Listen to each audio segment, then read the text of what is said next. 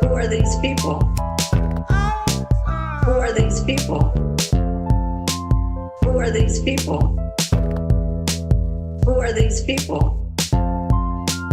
Who are these people? Who are these people? Who are these people? I watched a man decide to stand up for us, and I watched them take him away. So I had to break down your respect for the process, but the process won't be saved. Hi, I'm Nancy, and I love ice cream, I enjoy it. but not as much as watching people forced out of their homes.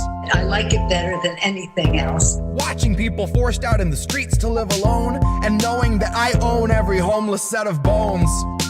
I don't know why, but it seems to agree with me. I have a lot of energy. It's all more support from my hideous and ill-gotten throne, the weight of which is too much for you to bear alone. Which is why you ended up threadbare alone, kicked off your benefits and left to your own. The diner that you worked at was told it could open its doors, but there's no clientele, and it's probably just as well, because half of the staff didn't last, so they can't come to work anymore. You can't expect a corpse to pull itself through the door to flip omelets for $8 an hour anymore. Make your own food, clean your own floors, fake your own news, fill a whole morgue. Get a film crew out front, but don't let them in the doors. Let's keep it frontline heroes, America's soldiers, you know the score. Joe knows the score. I watched a man decide to stand up for us, and I watched them take him away. So I had to break down your respect for the process, but the process won't be saved. Who are these people? Stop saying the election is so goddamn important, and start telling Joe he needs to rein in his supporters. Oh, that's right. Joe can't even rein in his tongue behind his resin molars. Pardon me for asking for some faculties from someone who is vying to control us. The man is not quite yet speechless, but you can bet he's soulless. And if you think he can stop the greatest threat that's ever held a public office, you might be Joe's equal in the ignorance department. But I can guarantee you we will finish what we started, a rabid coalition of activists and politicians, sex workers, educators, artists. Those of us who followed Bernie so close and fell the farthest, who will not falter until all of us are cared for, regardless of whether it would turn a profit. Now I am not a leader or a teacher or a prophet, but I am here to proudly say today is the day I start campaigning for the role of Speaker of the House that we will build from the bones of the old Congress. And when I say bones, I do not mean framework or stones, I mean literally bones of the old guard keeping us from progress. Tonight's the last dawn before things get their darkest. Tonight's the last dawn before things get their darkest. Who are these people?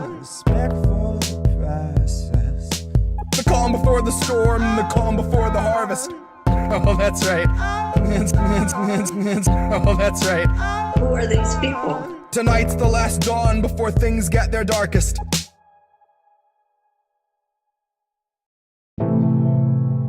When you are not with where majority of Americans are, then, you know, that is extreme. That is an extreme way of thinking.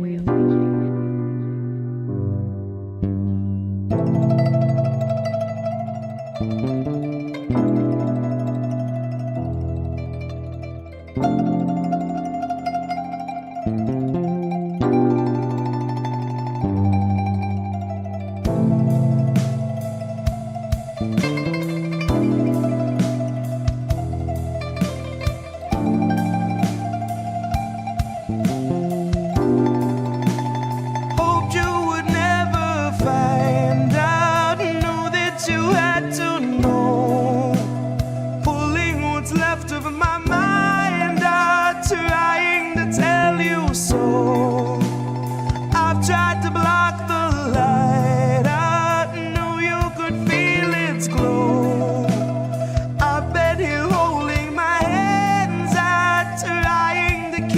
you close, trying to keep you close.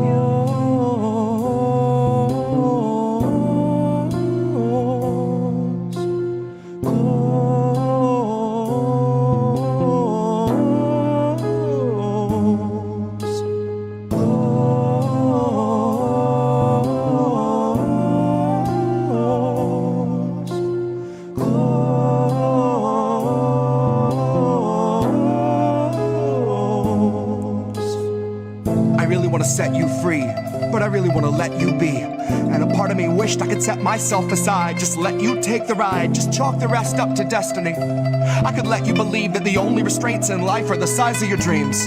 Let you believe each kid grows up with the world at their feet.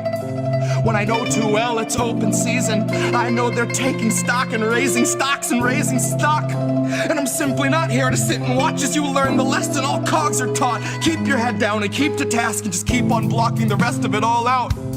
Just keep on with the rest of the herd of a million adjacent oblivious workers. The forest unseen for the trees, and the trees unseen for the fallout.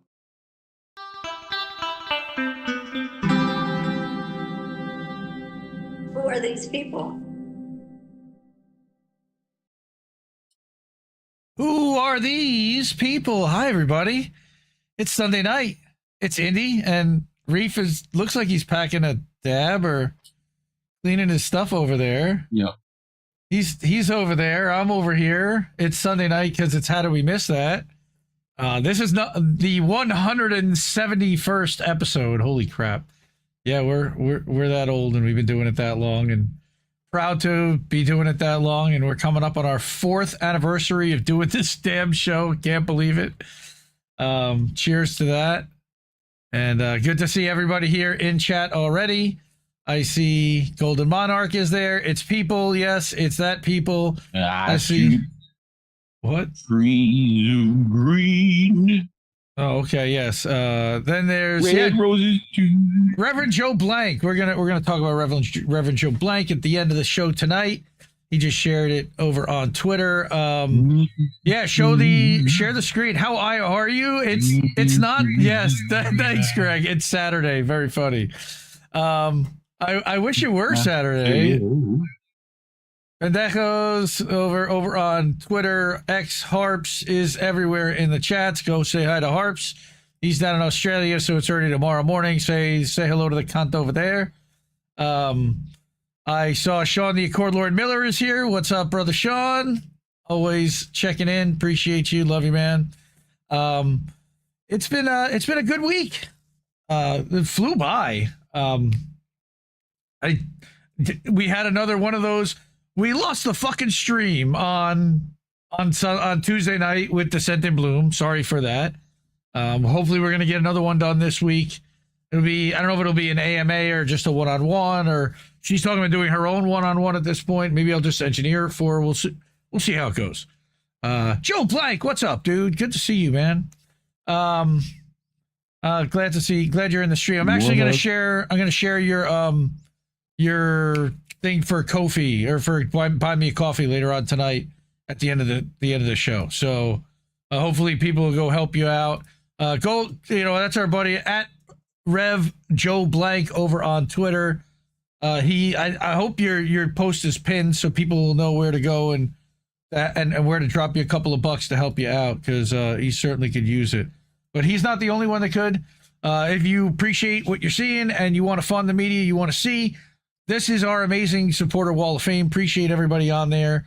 These are the people that have hooked us up over the years, and we're coming up on 4 years for INN. This week we added Ralph Mejia. Ralph, man, stepped up big. Thank you so much. Couple of PayPals, a Ko-fi. Man, I was amazing. Thank you. We could use a couple more just like that. Yeah. And we're ready to go. We've got some stories. I'm going to talk about the UAW. I haven't talked about labor in a while. And so a story popped up because Mike from Payday Report sent it to me. That's a whole other story. But, so we're going to talk about that. We're going to do another long fuck Israel segment because, of course, they're in their final stages of ethnic cleansing and genocide, and there's going to be a lot of fuck Israel. We're also going to talk about an Alan McLeod piece that I have not seen anybody talk about yet about CIA websites that they used in different countries that they set up. They got exposed. Over 800 websites exposed to, that they were communicating with spies in different countries. Holy shit. And then I did set up a small lightning round. We'll see if we have time to get to that. But before I get to even that, I had another, what was the other fourth article? The UK government targeting the age stuff. That's insane also. And I just hope, I know it's already started to make its way here, kind of. But, like that you can't get on certain websites unless you show your face. And they're ending on online anonymity as usual. That's what they're trying to do. Greg Walker, you're up there. You will live in infamy. You're definitely on the board. So you're right in the middle, in one of the middle columns. I definitely see you up there. Yes, Harps is everywhere. He's on YouTube. He's on Twitter. He's over on Substack, where we're live right now, by the way, at IndieMediaToday.com. Thank you to everybody who subscribes over there as well. All right, so I want to get to our first story, which is the crazy one about Shawn Fain. All right, we've talked about Shawn Fain in the past. Shawn Fain is the president of the UAW. He's actually an elected president, unlike another guy that they were talking about this week that never really got elected anywhere. Okay. Anyway, Shawn Fain, UAW president, threatened to slit the throats of critics as he pushed no-bid contracts with DC firms. Now, this article is actually from like 6 weeks ago at paydayreport.com. I'm a big fan of Payday Report. They get a little libby and they cheer on Democrats and think that they're better than Republicans, which I've yelled at him 100 times that they're not. No. But you would never. Still, he's one of the better labor reporters out there. And this story we started covering last year from Mike, all right, where he talks about how in late 2023, in a meeting with over 300 UAW staffers present, UAW president Shawn Fain asked his half dozen top staffers, including UAW chief of staff Chris Brooks and UAW communications director Jonah Furman, remember that name, to go to the front of the room. He then points at them and declares that if anyone ever messes with them, I will slit their fucking throats. Wait, what? Yeah. If anyone ever messes with those two guys, that's our chief of staff and our communications director. Going to the fucking Cuomo School of PR? What? I will slit their fucking throats. Yeah. You're going to throw somebody over the stairs? All right. Going to push you off this fucking balcony? You're supposed to come take your kneecaps.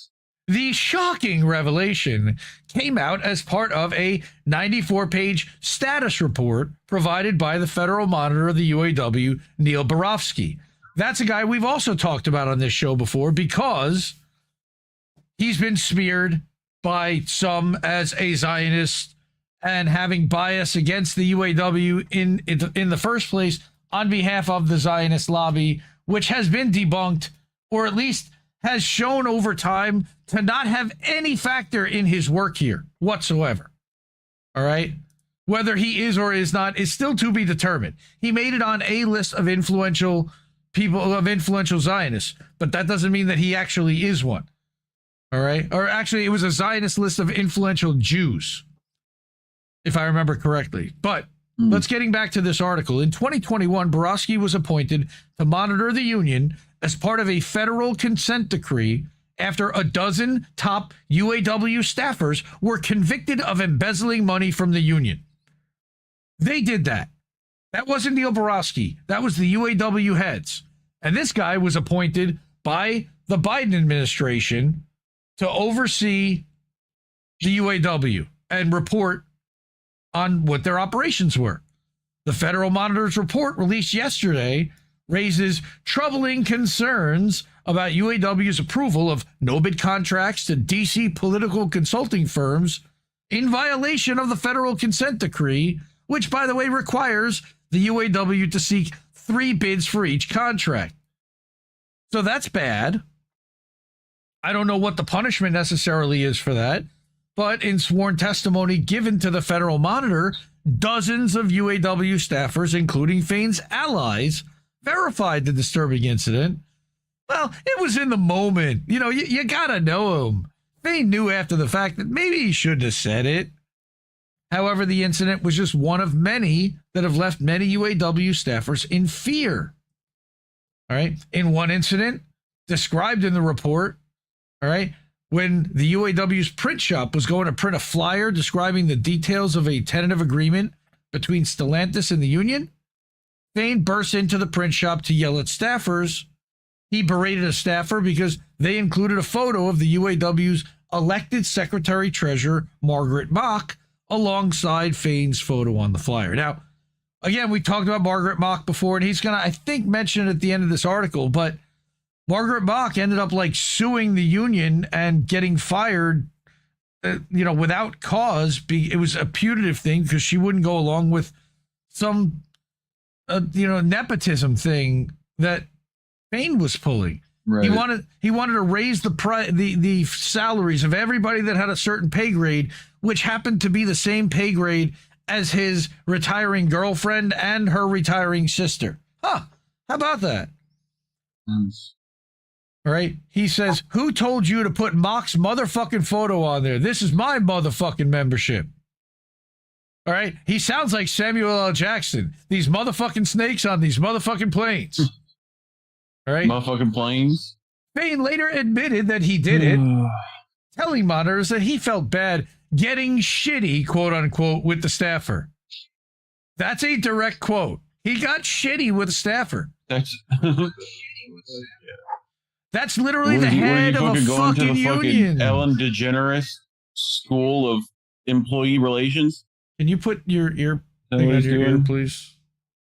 Brief. I hear myself. What thing? No. Thank you. That's better. So the 94-page Federal Monitor's report paints a troubling picture of how Fain and his top staffers have created a culture of fear within the UAW and orchestrated show trials to purge UAW officers who've questioned Fain. What a surprise, right?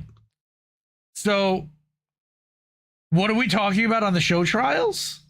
Well, last month, Payday broke the news that UAW's assistant communications director had resigned over a culture of intimidation. Quote, "I cannot lose my integrity by continuing to work in a place where dissent is a termination-worthy event." Huh.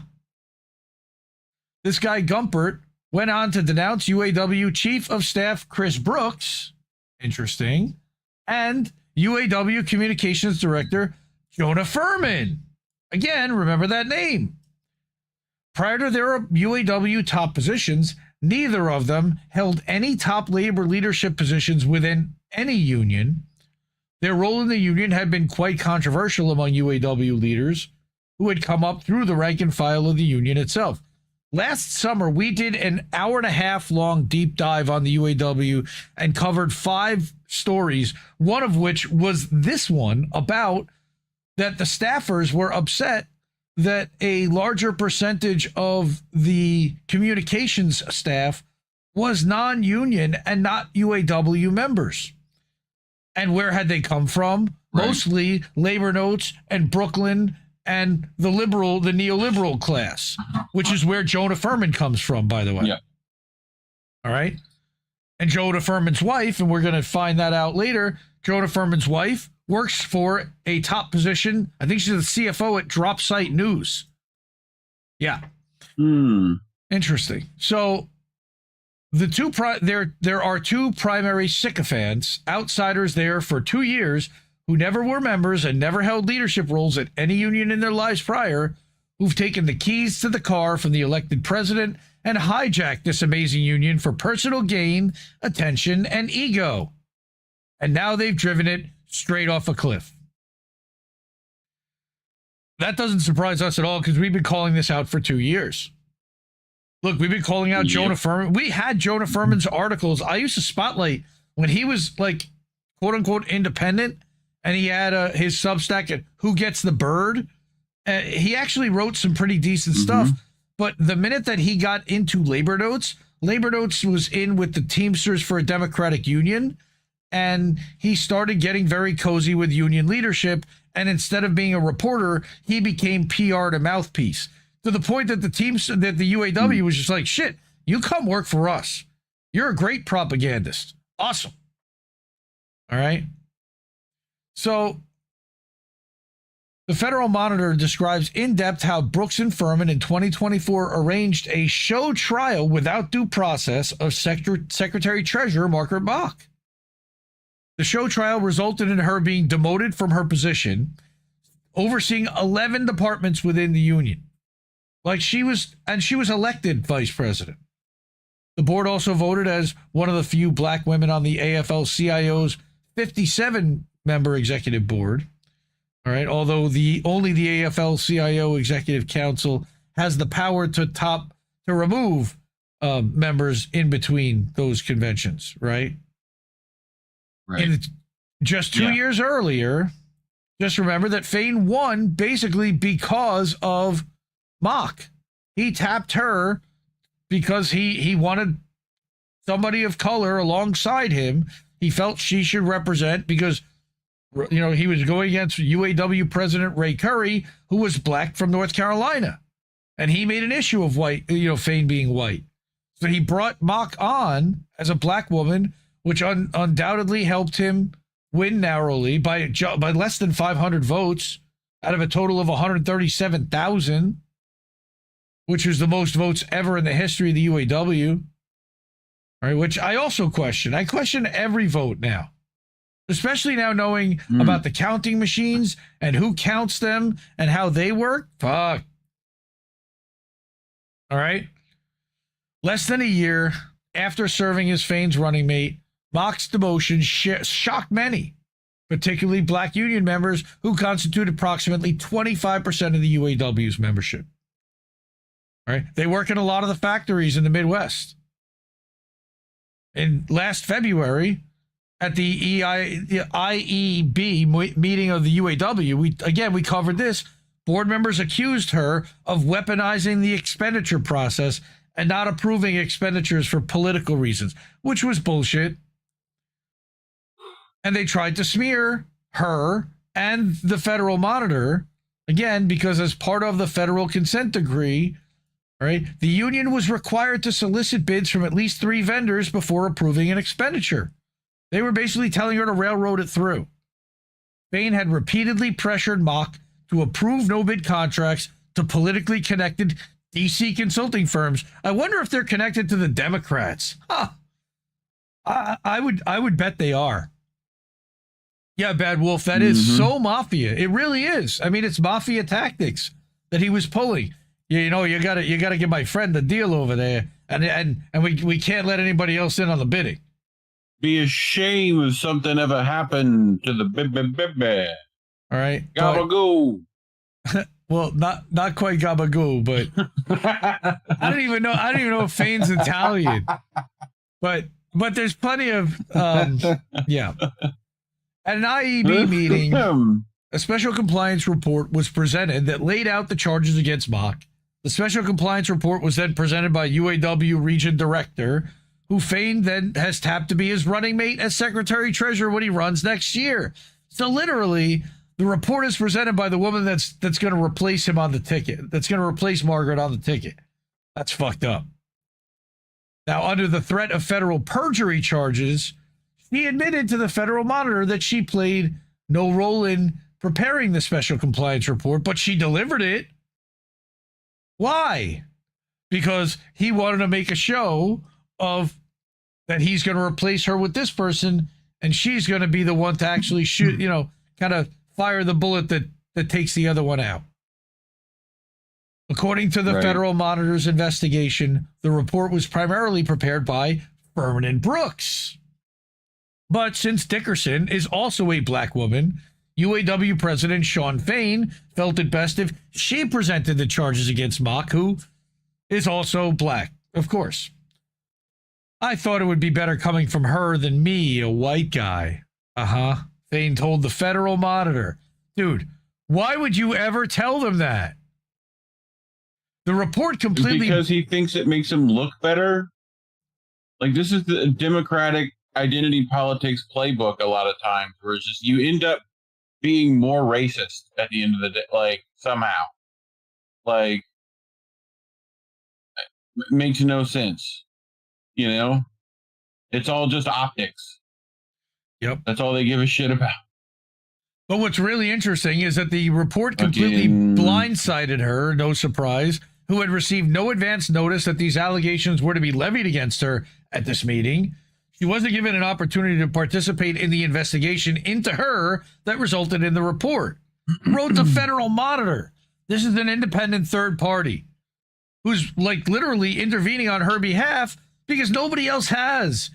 This is all... Whoa, we flickered. We're still here.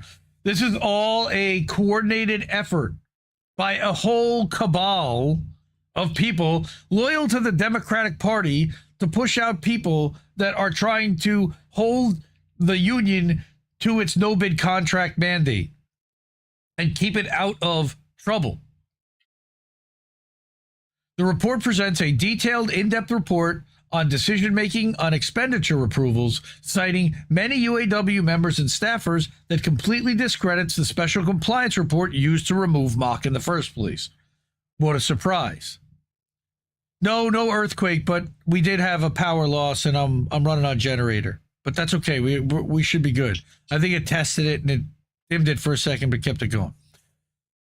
Again, the full 94-page report gets into details about instances where union staffers complain about taxi rides not being reimbursed because they didn't present the receipt. Well, why should you get reimbursed if you didn't present a receipt? I mean, I worked in sales for 20 years. I always had to put a receipt to get paid. But although the special compliance report described this accusation as a pattern of her trying to influence or current or future board decisions, and that the compliance department had received reports from many members of the IEB, the Monitor's investigation identified only 2 specific incidents.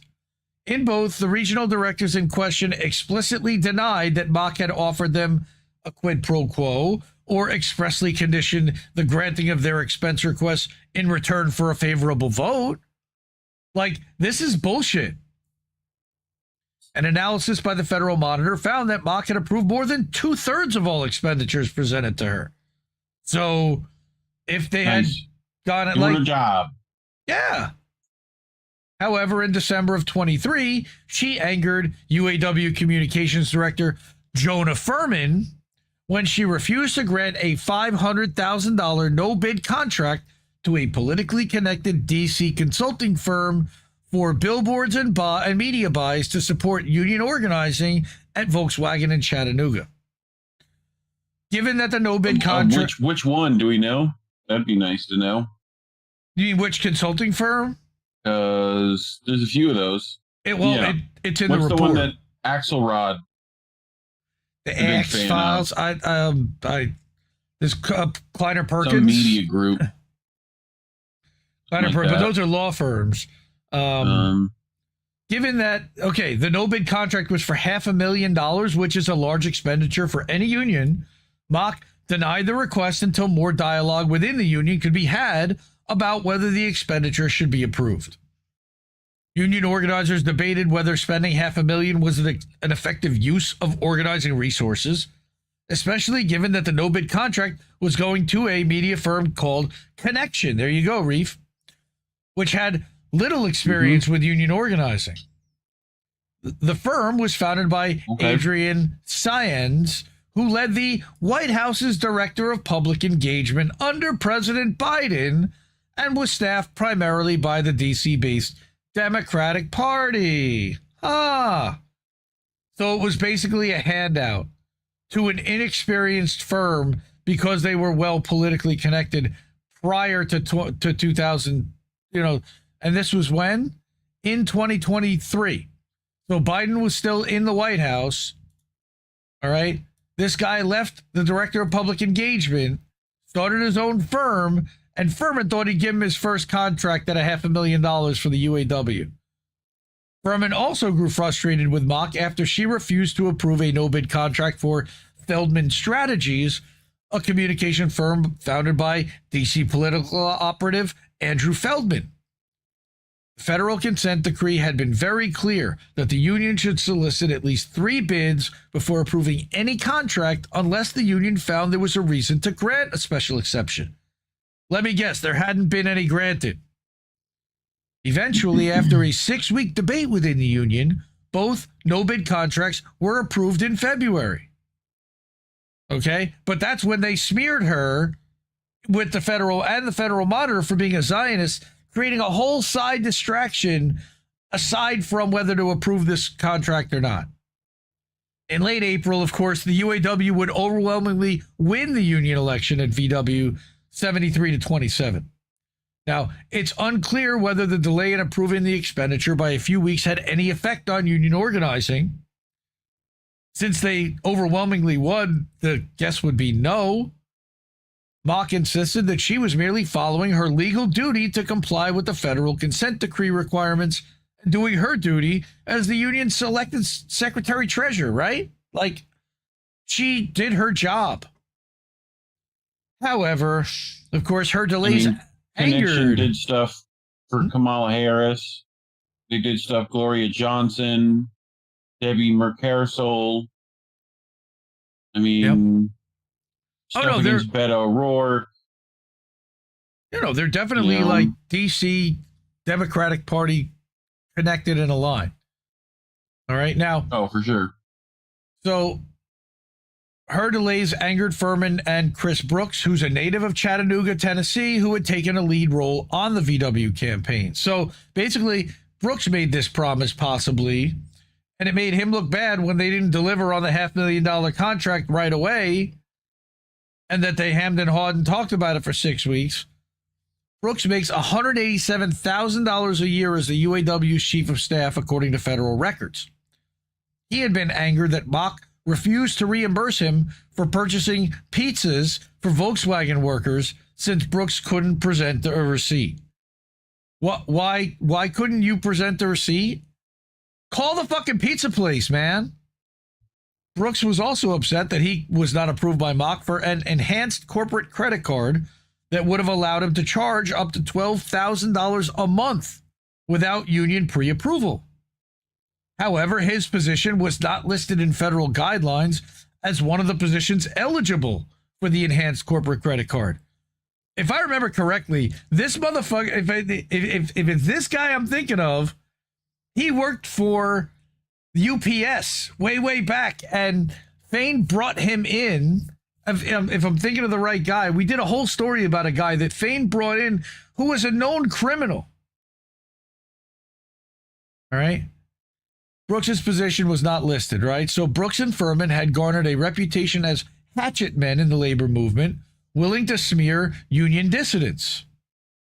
Court documents filed in Pittsburgh revealed that Brooks had been involved in an attempt to smear sexual assault whistleblowers while employed by the News Guild in 2020. Nice guy. Emails, text messages, and sworn statements obtained by the Federal Monitor, and that's him, that's Neil Borofsky, show that Furman and Brooks. Furman and Brooks took a lead role in drafting that special compliance report to oust Mock. However, given the controversial nature of both Brooks and Furman, who are also happen to be white, Fain got Region 1A Director Laura Dickerson, a black woman, to present the report at the IEB meeting as an investigation that she personally undertook, even though we know she didn't. Fain then attempted to hide his role in Mock's ouster from UAW members. That's great, right? The UAW's Federal Monitor found that Shawn Fain intentionally tried to mislead the UAW's rank and file about who authored the report, because it would have been inconvenient to him to realize that it was somebody close to him that was smearing her when he was trying to replace her as VP for next year, after he'd already demoted her. Like, this is really getting personal and punitive. Again, as further evidence of retaliatory intent, Fain made statements to the Monitor that confirmed his intent to deliberately conceal his commanding role in the effort to remove her departmental responsibilities. That's fucking indicting as hell. Further attempting to conceal what occurred, the UAW refused to release the minutes of the executive board meeting to the rank and file as required by their constitution.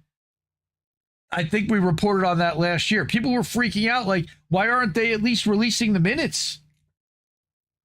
What do they have to hide? Well, this is what they have to hide. So for more than a year, the UAW also refused to release these documents to the Federal Monitor relating to her dismissal. Again, why? Because that's where Fain admitted that he would slit the fucking throats of anyone that came at the guys that wrote up the dismissal letter. Instead, Brooks and Furman went on the attack against the UAW Federal Monitor, Neil Borowski, who'd won praise from progressives for taking on the Obama administration from the left in his role as Special Inspector General from the bailout program, TARP. That was back in 2009 or 10. And here's where we get dirty, all right? And we go back into what happened with autopilot Ryan Grimm. All right? Ryan Grimm decides to get involved, and he writes an article smearing Neil Borowski, saying that he's got Zionist intent and Zionist agenda to smear Shawn Fain and the UAW. All right. Grimm of Drop Site News, a publication run by UAW Communications Director Jonah Furman's wife, Nausicaa Renner. Mm-hmm. Now, I don't know if she actually runs it. I know that she's a top executive over there, but I don't know exactly what her role is. I think she might be CFO. All right. Close enough. Ryan Grimm ran a piece claiming that Borowski was a secret Zionist and that his investigation of the UAW was retaliatory for their union's support of a ceasefire in Gaza.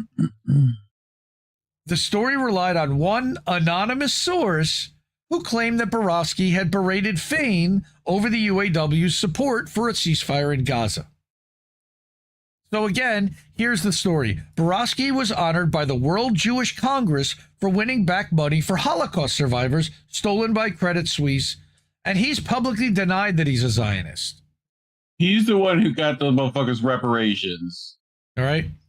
However, as evidence of Borowski's Zionist connection, Dropsite News pointed to a legal threat against the UAW from the Zionist group ADL. We can't stand those motherfuckers.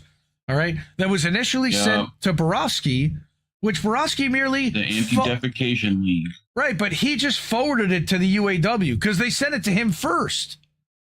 Labor law experts, including one anti-Zionist, said Borowski had fulfilled his legal duty as federal monitor by simply forwarding on the threat. He said, okay, and we covered this again last year, I think forwarding a letter from the ADL out of concern that the union risked violating an anti-BDS law arguably fell within the monitor's legal ethical duty. Right? Again, we talked about this extensively. Nowhere in his story did Grimm mention that his site's editor was married to the UAW's communications director, Jonah Furman. Nor did Grimm explain the nature of the charges brought by Mock against Fain, claiming that the Borowski's investigation was merely a Zionist witch hunt without merit.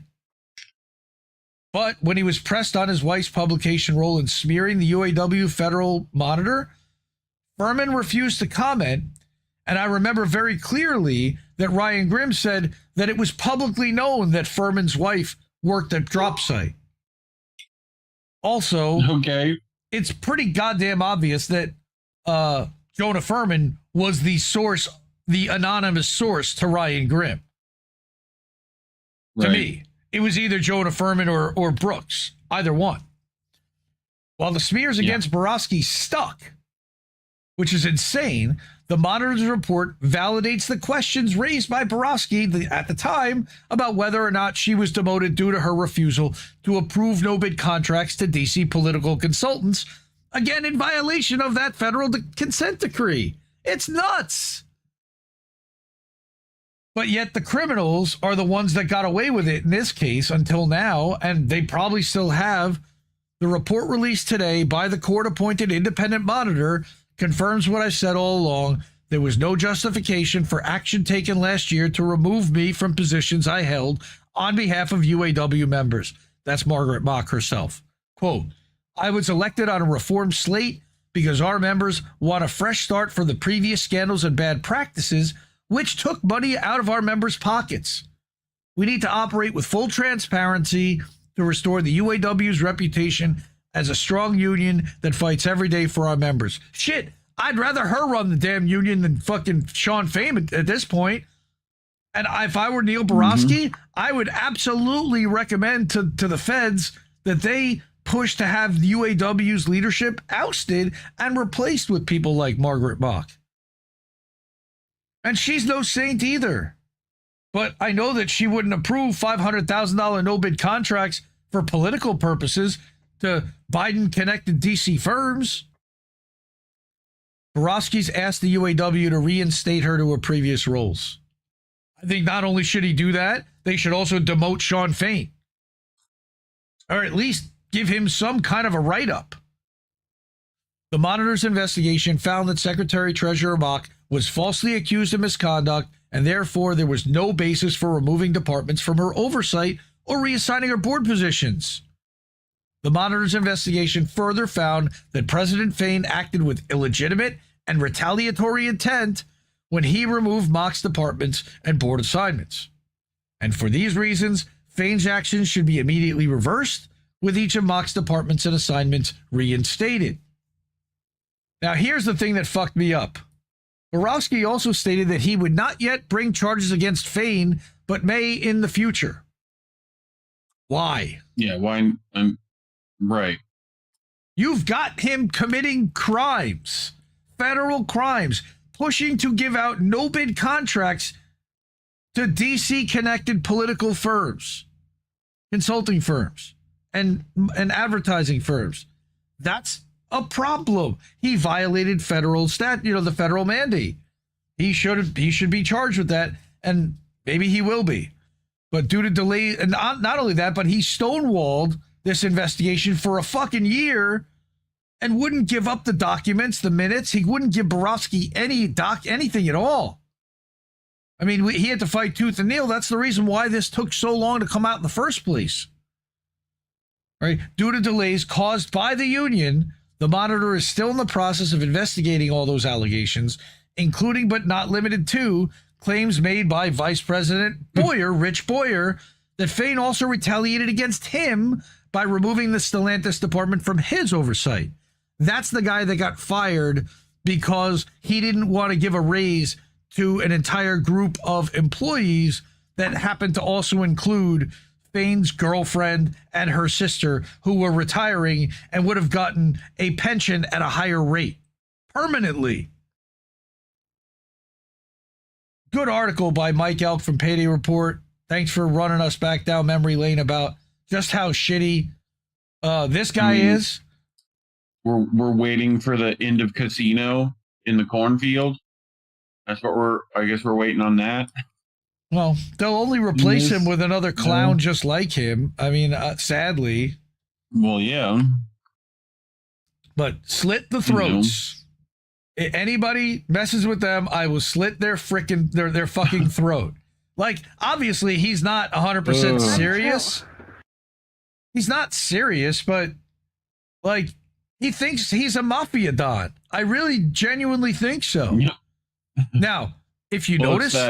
The Hoffa, everyone wants. Well, that's the Teamsters. To be like Hoffa. That's the Teamsters. This is This is the UAW. This is a little different.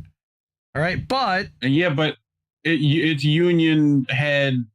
Like they strive to that, Colorado People's News. No, he is not. He self-publishes at paydayreport.com. He's not on Substack. He's on Blue Cry. And he's on Twitter, but he's not on Twitter much. Now Ryan Grimm is not burning a whistleblower? No, he's just muddying the waters. Mm-hmm. Yep. Trying to look deep. Right. It's crazy, Greg. The way that all went down, the soulless shark eyes makes me feel all warm and fuzzy. Very funny. I saw Bellin's here. Good to see you, Bellin. How are you tonight? Anna Mayers is in chat. Good to see Anna. A lot of people over on the Rumble like to see that happening. God damn, man, the UAW. So if you look at Shawn Fain's Twitter, he's been awfully quiet since last August when he was awfully tough with, talking tough about Trump, and I'm going to get really tough on Trump. Dude has fucking disappeared. All right? Absolutely disappeared. It's shameful. All right, guy's got no balls whatsoever. And last I saw, he was kowtowing a little bit to Trump because he knows which way the wind's going to blow. He's never going to get anywhere if he's going to really be in opposition to Trump. And he might push Trump specifically to retaliate against the UAW. So he's literally just hiding in the corner going, "Don't hit me, Daddy. Don't hit me, please." And Sean O'Brien is doing the same thing at the Teamsters, by the way. They're both cowardless, gutless motherfuckers. Sean O'Brien at least had the guts to go to both conventions and speak.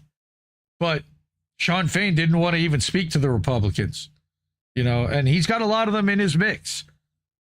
So, and then he's got the Jonah Furman thing. That Jonah Furman thing, man, that really pisses me off because that is shitlib, like labor notes, Jacobin media trying to railroad and take over the messaging of a fucking labor union that doesn't want neoliberal messaging whatsoever.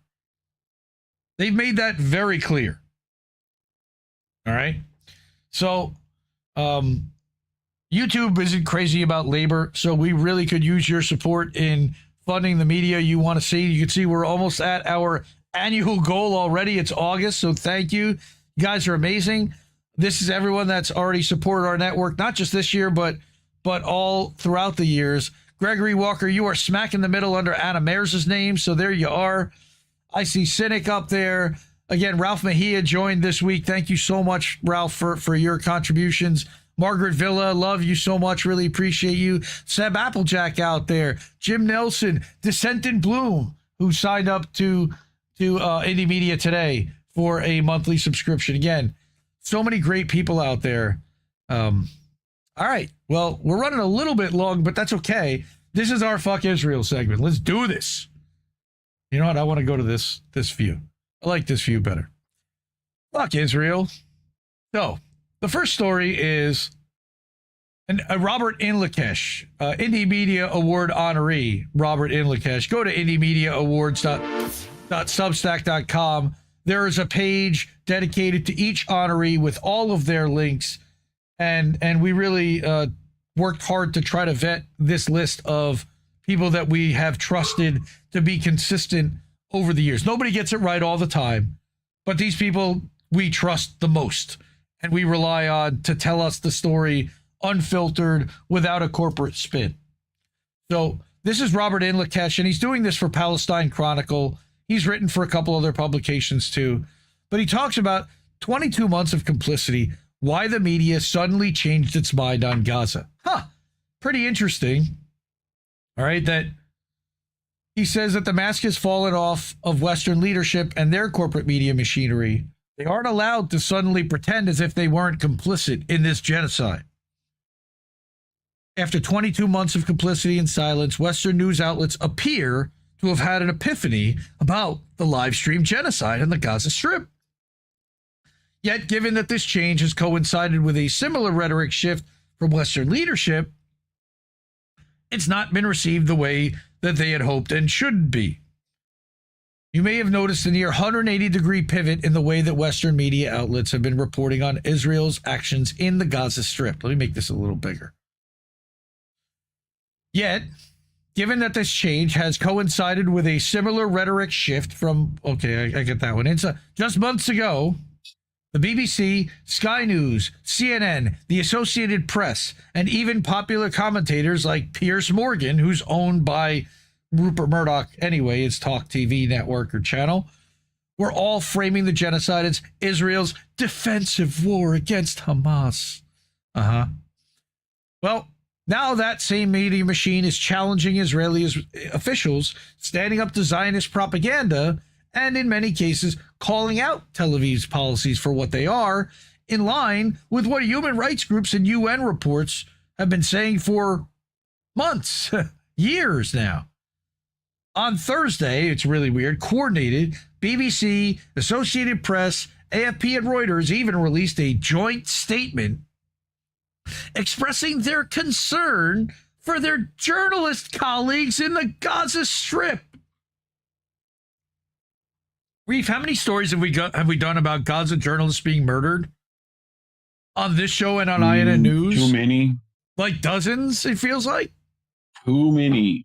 Stating that the Gazan journalists, and they're not Gazan journalists, they're Palestinian journalists that were trapped in Gaza, are now facing the same dire circumstances that they are now, that those they are covering. Yeah. While some have heaped praise upon these media outlets and personalities for suddenly standing up, many have seen right through it, as have we. So in light of this, it's important to explain why this is, in fact, all performative and frankly downright insulting. To begin with, the sudden shift appears to be justified across the Western mainstream media spectrum on the basis of Israel's 3-month-long total blockade of Gaza and recent statements of senior officials, particularly Finance Minister Bezalel Smotrich. He's a douchebag. Absolute, like that dude belongs in The Hague, in prison right now. In order to assess whether this acted as the straw that broke the camel's back and suddenly caused an awakening, we have to look at how true it is that the situation on the ground in Gaza even changed so dramatically, because it really hadn't. All right, 147 days, I believe, we're up to right now, according to Paula ISL's graphic that she shared this morning on Facebook. On the point about the statements coming from prominent members of Israeli Prime Minister Benjamin Milikowski's government, it is blatantly false that there has been any kind of major rhetoric shift in recent months. In fact, one only needs to go back to South Africa's submission to the ICJ in late December of 23 to get a full list of genocidal statements. Again, that was 18 or 19 months ago, when the ICJ genocide case hearings took place in January of 24. And I remember that Reef and Colin were one of the few news shows that covered those in detail. One of the most convincing arguments presented by South Africa's legal team was the fact that everyone from Israeli Prime Minister, President, Defense Minister to media personalities had made genocidal remarks, which then were interpreted by soldiers on the ground as orders to commit a genocide. On October 9th, 2023, 2 days after October 7th, then Israeli Defense Minister Yoav Gallant asserted that his military was fighting, quote, human animals, unquote, and that, quote, I have ordered a complete siege on the Gaza Strip. There will be no electricity, no food, no fuel. Everything is closed, unquote. This leads us to the next major reason cited for the alleged collective epiphany across corporate media spectrum, which is the Israeli policy of starvation. Yes, Israel did impose a complete siege of Gaza for over 80 days, yet during that period, which came after Israel decided to arbitrarily scrap its ceasefire agreement, the media shift did not yet occur. The number of people starving to death in the Gaza Strip has undoubtedly reached levels not seen before, although it should be noted that this is not actually the period in time when the largest number of overall daily deaths have occurred. That's also insane. Nor is it true that the starvation policy is something new.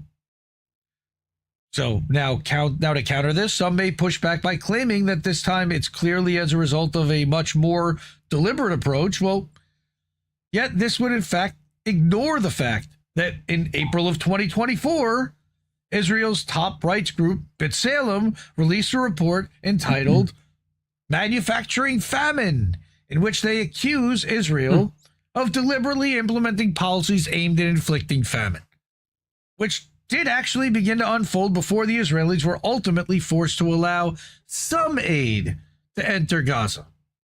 Thanks, guys. So then we come to these statements appealing to Israel to allow aid into Gaza and expressions of concern for journalists. let's address the statements of concern, such as the BBC, AP, AFP, and Reuters statements. Again, let's reflect on the idea that Gaza's journalists are now facing the same dire circumstances as those they are covering, as if they hadn't been before? Hadn't been. Right. This would have been As true well if as the doctors and the aid workers and. Right. This would have been true if it had been published 22 months. And the hostages. Oh, yeah, the hostages. Right. Right? Yep. Don't forget them. This would have been true if it had been published 22 months ago, and only now are they suffering the circumstances of those they cover? No. They've been suffering exactly as the rest of the population has since the beginning of the genocide. These journalists don't need statements of concern. They deserve an apology from BBC, Reuters, Associated Press, and AFP for the atrocious reports they put out throughout the genocide that have worked in many cases to whitewash and justify Israel's actions.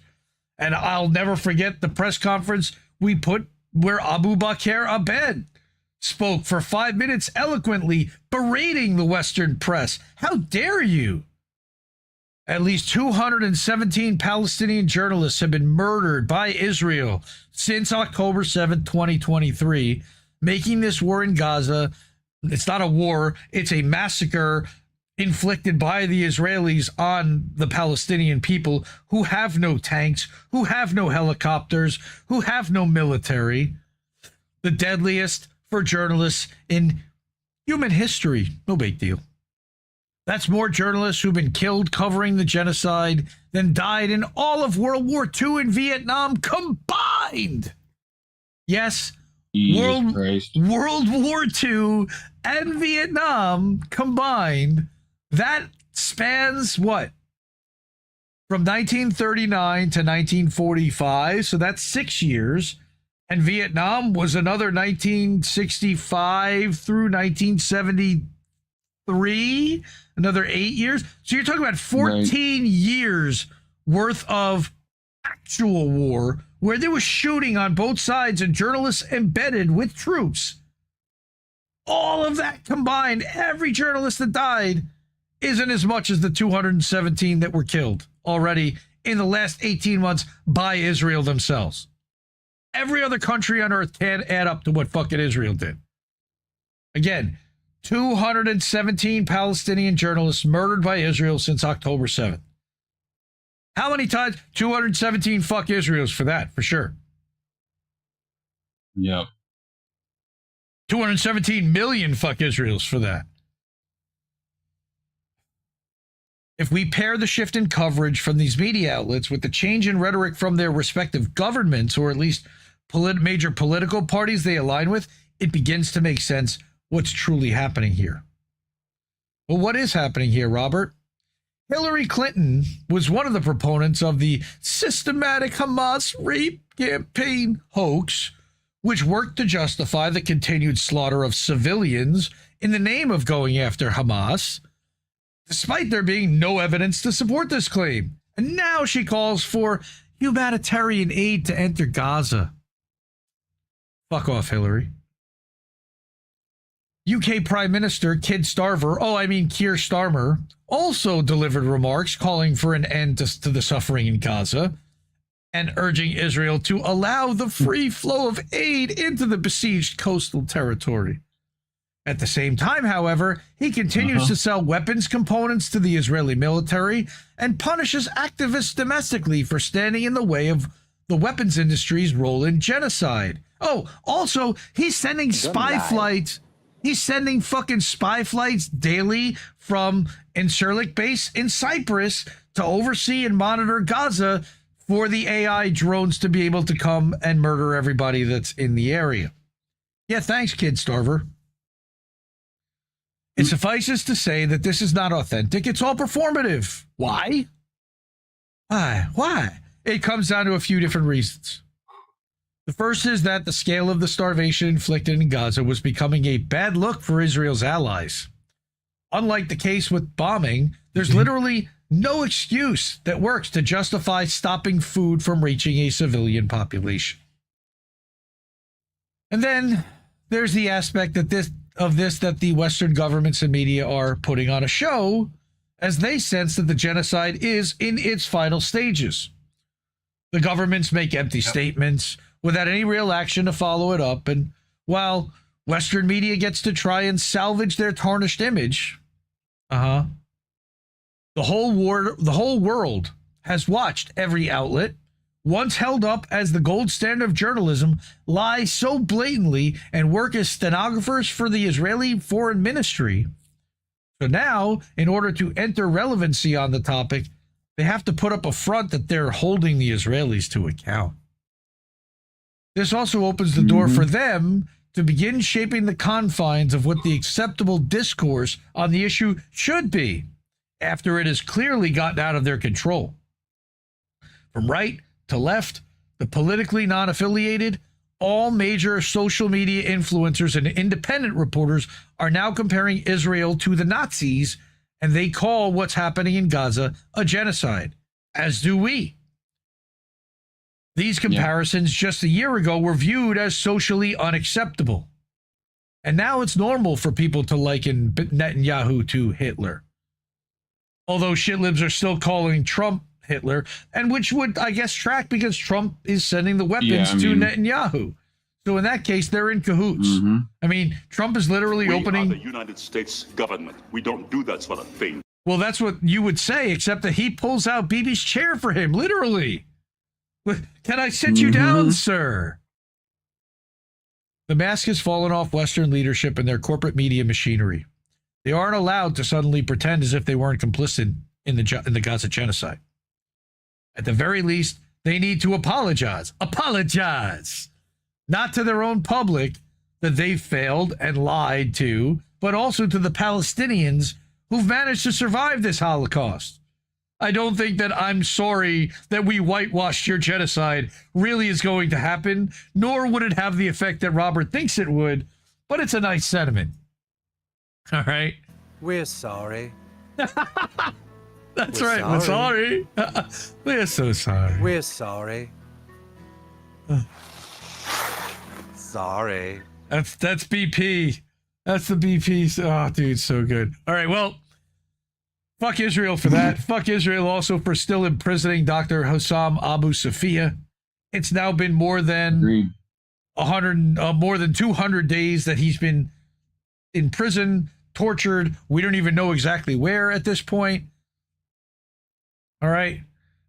Really bad. And we stand in solidarity. Even Amnesty International is calling for his release. All right. Oh, of course. I also wanted to bring this article where I've never really heard of this guy before, but I thought this was a good one. It is morally wrong to support the two-state solution for Israel-Palestine. Yep. Politicians do it because they want to hide the fact that they support Zionist ethnic cleansing. France and the UK and other nations are now saying they will or might recognize the Palestinian state as if that were a courageous act of justice. It is not. Right? So, calling violent ethnic cleansing the creation of two separate states is like calling decapitation by guillotine a cure for acid reflux. Many people who, to their credit, want to support justice in Israel-Palestine and want to support human rights for Palestinians and want to end the unjust oppression of Palestinians that's inflicted upon them by Israel's occupation of the West Bank wrongly think that the way to do this is to support the two-state solution. This is a terrible mistake, and here's why. So this is a somewhat long and historical article. That's actually not that long. Okay, so here we go. First, the number one grievance of Palestinians is that the Israeli government has for many decades been carrying out violent ethnic cleansing to remove them from the 78% of Palestine that is now called Israel, just because they're not Jews. The number one demand of Palestinians, a totally righteous demand, is to end the ethnic cleansing by allowing the Palestinian refugees to exercise their right of return to freely live anywhere in Palestine, including the part called Israel, where they once lived until they violently were driven out by Zionist leaders in 1947-8 and again in 1967, and are driven out even today by unjust oppression, such as the demolition of their homes, which Israel has been doing, both by bomb and by bulldozer. This ethnic cleansing serves only the rich and harms ordinary Israeli Jews as well as Palestinians. This ethnic cleansing, contrary to what Israeli leaders claim, is not at all for the purpose of making Israeli Jews safe. It's for the purpose of enabling the billionaire Israeli ruling class, and yes, Israel has one just like the U.S. does, and in some cases they're dual citizens like the Adelsons, to make Palestinians a boogeyman enemy with which to frighten Israeli working class Jews into obedience to the Israeli upper class that pretends to protect them from this quote-unquote enemy.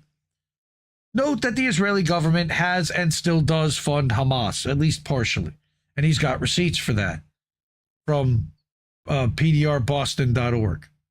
All right. Israel's government attacks ordinary Jews as well as Palestinians. Okay, so that's also in another article. Again, far from ending the terrible ethnic cleansing, it makes it permanent. The two-state solution is by definition to end the conflict by having the Palestinians agree to forfeit forever their right of return to the 78% of Palestine now called Israel. In exchange for having a tiny piece of Palestine, it would actually be even less than 22%, because much of the West Bank, where there are lots of Jewish settlers living, would be added to and now become part of what is now Israel in any actual settlement. Okay, it would be nominally only a quote-unquote Palestinian state. I've been saying that forever. This Palestinian state would be no more independent of the Israeli government than is the nominally independent region of Gaza independent of the Israeli government. Same thing. Gaza is a place in which residents can't even leave and into which residents cannot import anything without the permission of the Israeli government. They also can't have a military. They can't have a government. They can't have a lot of things because the two-state solution, quote unquote, is simply a way to make the ethnic cleansing of Palestinians permanent. All Israeli prime ministers have supported it in principle, and some, such as Ehud Olmert, have declared it to be essential to the survival of Israel as a Jewish state, aka as a state based on the ethnic cleansing of non-Jews. He admits it. He comes out right in print. Not only is the ethnic cleansing of non-Jews from Palestine a terrible injustice to the Palestinians, it is also part of an attack on the welfare of ordinary Jews living in Israel, as I discuss in some detail in this other article that he wrote. The two-state solution is only good for the billionaire upper class people who rule Israel and the United States. Bill Ackman's another one. The existence of Israel as a Jewish state, it is actually no more a state than the benefit of ordinary Jews than the United States is a state for the benefit of ordinary Americans. All right? The existence of a Jewish state is part of a ruling class strategy to control and dominate Americans as well as Jews living in Israel, as discussed in this leaflet I co-authored and in this article I wrote here. When a politician cites his or her support for the two-state solution as a way of claiming to be for justice in Israel, Palestine, it's a lie. The two-state solution is an oppressive and unjust attack on both Palestinians and ordinary Jews living in Israel. Politicians know this. We should know it too. All right. And then, yeah, here it goes. This was from Ehud Olmert from 2007. And I thought that was interesting. And what again, did I say? What? Go back Go ahead. in. Go ahead. Just read that.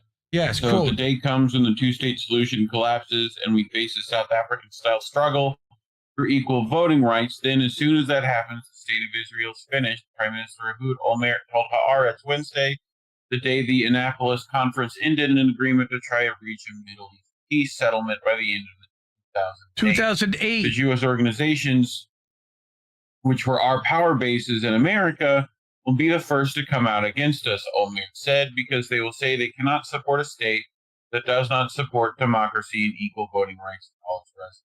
Okay. Sure. Yes, and he's not wrong about any of that. So why did it take 20 fucking years? Yeah. All right. Now, this one was, my God. Yeah. Camera for bread. Gaza journalists are now selling their equipment in the hunger market. In a time when photography has shifted from a means of revealing the truth to a lifeline for survival, Gaza's journalists stand at the fragile boundary between their profession and staying alive. Okay? These guys are now selling their cameras because they literally have nothing left to give, to sell, and they feel like they've already done all the reporting there is to report. If you can't figure it out by now, guys, what the fuck? Like, how much more do they have to give? Right. If the price is saving my children from death, then I'm at peace with my decision. With these words, Palestinian journalist Bashir Abu al-Shair summed up the most difficult choice of his life, trading his camera, the one he carried into the most dangerous places to document years of war and what he called his third eye and companion through every path of coverage and documentation, for a sack of flour. It wasn't an easy decision, but at a time of genocide, it became one necessary for survival. Okay. He said it came as a result of a tragic reality I've never experienced before. 42-year-old father of 7. He affirmed that Israeli-imposed starvation has stripped everyone of their dignity and choices. There used to be a saying that no one dies of hunger, but that proverb collapsed at Gaza's borders. Everything that once pulsed with life has died of hunger here. Those who remain alive are battling death just to survive. All right, the markets are nearly empty of food supplies. 140 days, I would guess so. All the stocks are gone. The famine is growing more brutal by the day, claiming the lives of those already worn down by pain and hunger. It spares no one. Siege, starvation, displacement, and killing all are tools the occupation uses against us. His children hadn't even eaten bread in days. They cry out from hunger, and I'm powerless to help. We're watching our children die before our eyes while the world does nothing. Despite these harsh conditions, journalists in Gaza continue to document what's happening around them. Every day we step out on shaky legs from hunger to capture the suffering of others, even though we're living the same pain. For more than a year and 8 months, he has not stopped covering massacres, displacement, and tragedies, despite being injured twice and his home getting bombed. Of course he did, because the Israelis targeted his home, I'm sure. I'm just wondering how many family members he's had killed. Yeah. He said, I'm a Palestinian journalist who survived death multiple times, suffered injuries, had my home bombed, but I'm not alone. My fellow journalists are also starving. Nearly 2 million people in Gaza are dying of hunger. Save us before it's too late. The Gaza Government Media Office, which is a joke of a name itself, announced that the severity and spread of famine are worsening across all governance following the Israeli occupation's complete closure of crossings for now 147 days and the blockade on the entry of infant formula and humanitarian aid. And water. That's the other thing that a two-state solution does not allow for, by the way, was water and electricity rights. The office stated in a press release that Gaza requires at least 500,000 bags of flour weekly to prevent a total humanitarian collapse. It emphasized that the continued siege and blockade of food and medical supplies will accelerate the impending disaster. Again, completely intentional by Israel. In the latest statistics available at the time of publication, the Gaza Health Ministry announced that famine-related deaths have now risen to 154 cases, the majority being children and the elderly. We've seen the pictures, man. It's heartbreaking. amid a complete absence of any politically binding or serious international response. Journalist Ahmed Abdelaziz is no better off. Again, he says the situation in Gaza is unbelievable. People are collapsing in the streets from hunger. There's no cash liquidity, and even if there is, prices in the markets are astronomical and unaffordable. He described the U.S. and Israeli-run aid distribution points as death traps. Again, we've covered that before. Quote, those who go to fetch a sack of flour sometimes return his body parts inside that very sack. Like al-Shair, Aziz also had to make the difficult decision to sell his equipment for food. I sold one of my microphones I used to document the war since its start, but the money only lasted me 2 days. Now with great pain, I say I'll have to sell my professional camera. Before the war, a sack of flour cost $15. Today, a kilogram costs $30. A loaf of bread is $3, and each person needs at least 2 loaves per meal. We're talking about prices that no one can afford. Here's another photojournalist. Spent over 20 years documenting life in Gaza through his lens. Fadi Tibet. From rare moments of joy to daily tragedies, now finds himself forced to part with his entire archive to feed his children. This archive spans decades and contains thousands of images and videos that capture Palestinians' suffering and resilience. We carry cameras to convey the truth. Then we return home empty-handed, except for the world's abandonment. How do we film death and then live it? He had apologized for initially postponing his interview due to exhaustion from severe hunger. We are not only enduring hunger in our stomachs, but also the oppression of dignity and stripping of humanity. Again, totally the intent and point of what Israel is doing. There is a systematic policy to starve the Palestinian people in Gaza amid this genocidal war to break their will, he said. Tibet also described the dire circumstances that forced him to sell a year's worth of visual memory for a single sack of flour. We're now in the 5th stage of famine. People's faces are pale, their eyes hollow, seeing nothing but fear and hunger. There's no longer such a thing as hope. The world wears a cloak of shame before images of mothers and children dying of hunger. Tibet concluded that the battle in Gaza is now no longer just against extermination, but also against a hunger that devours humanity. Families who survived rockets and bombings now find themselves fighting for a piece of bread. It's so fucking cruel. And the scarce aid, if it arrives, turns into a threat to life or an unattainable dream, he said.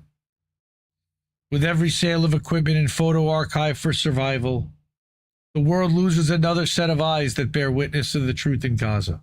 Again, Israel's intent. Amid these testimonies of starvation, the cries of Gaza's journalists coalesce into a single message: save us before the voice is buried along with the image. Again, that's from Prism magazine, Prism Reports, prismreports.org. But I got more. I'm not going to go through this one. This is a long one from Sam Husseini.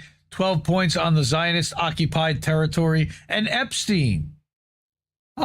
Democrats suddenly pretending to call out Epstein and talk about a billionaire cabal. They won't mention Lex Wexner. The 2 deadly arms of empire manipulate their bases to ensure genocide. So go read that one. I'm going to put that in the description. All right. And then the ones I did want to show was this one. Oh my God.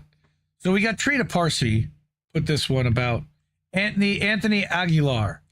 And I don't know if you've seen this, but this is a Green Beret who testified and went on British TV or Israeli TV and literally was saying that he saw a 5-year-old Palestinian boy kiss his hands to thank him for the food he gave him. Seconds later, Israeli soldiers shot and killed the starving child. ISIS prisoners were treated with more dignity than these kids, he said. All right. And there's a minute 11 video. I guess we'll show that. And he put down the little food he has. You notice he doesn't have a box. He doesn't have a box of food.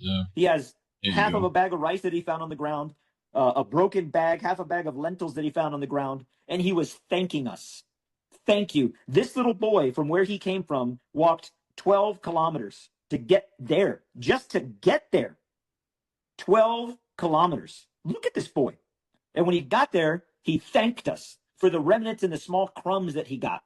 And he sets them down on the ground, because I was kneeling at this point, and he sets his food down, and he places his hands on my face, on the side of my face, on my cheeks, these frail, skeleton, emaciated hands, dirty. And he puts them on my face, and he kissed me.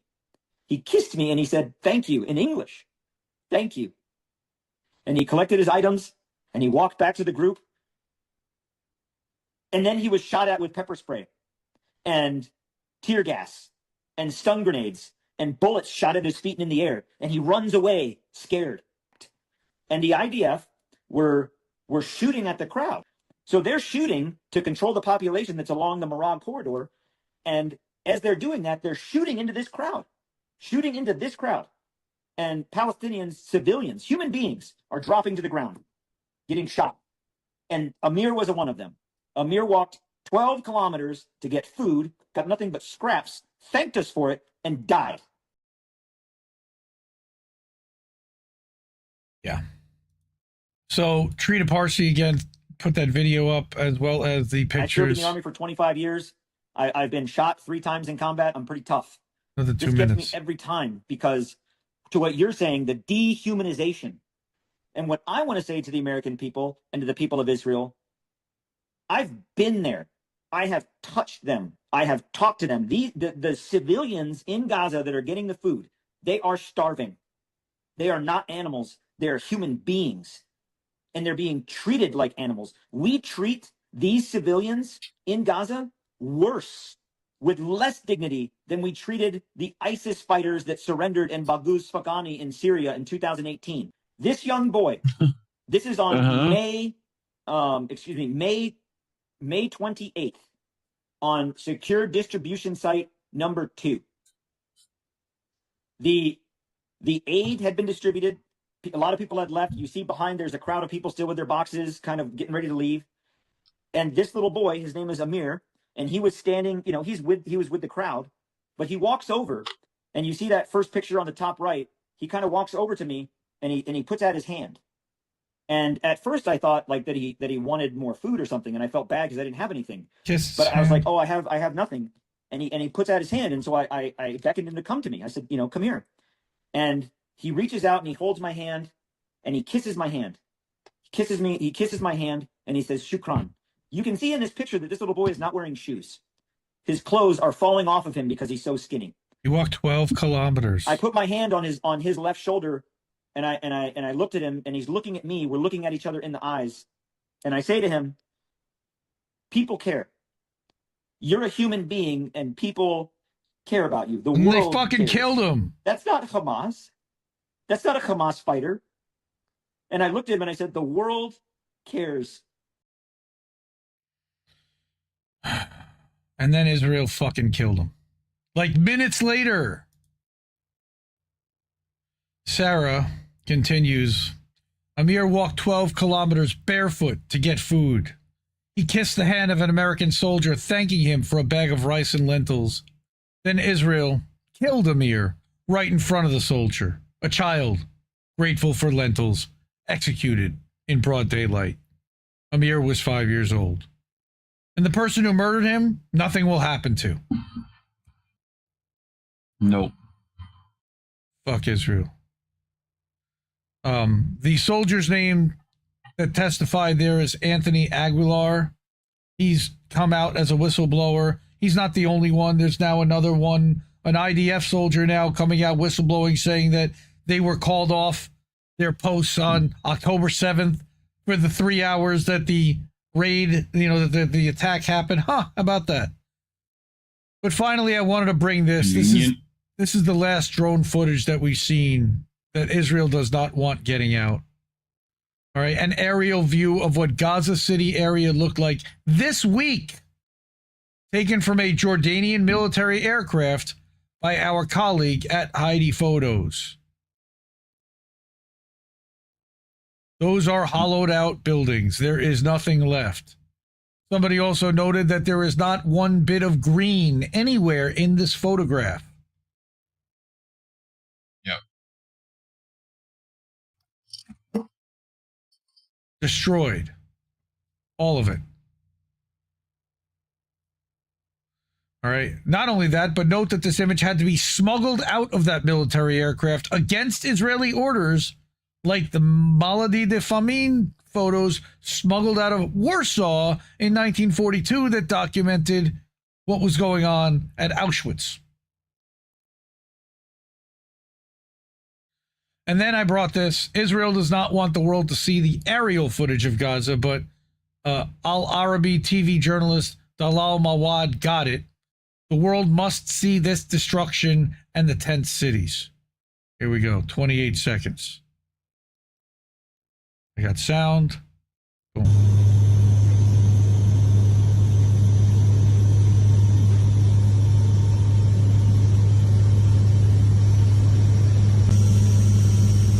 There's the tent cities on the beach. ولكن من دون فرض عقوبات تستمر الإبادة تحت أعين العالم. دلال معوض، التلفزيون العربي من سماء قطاع غزة. Jesus. Just nothing left.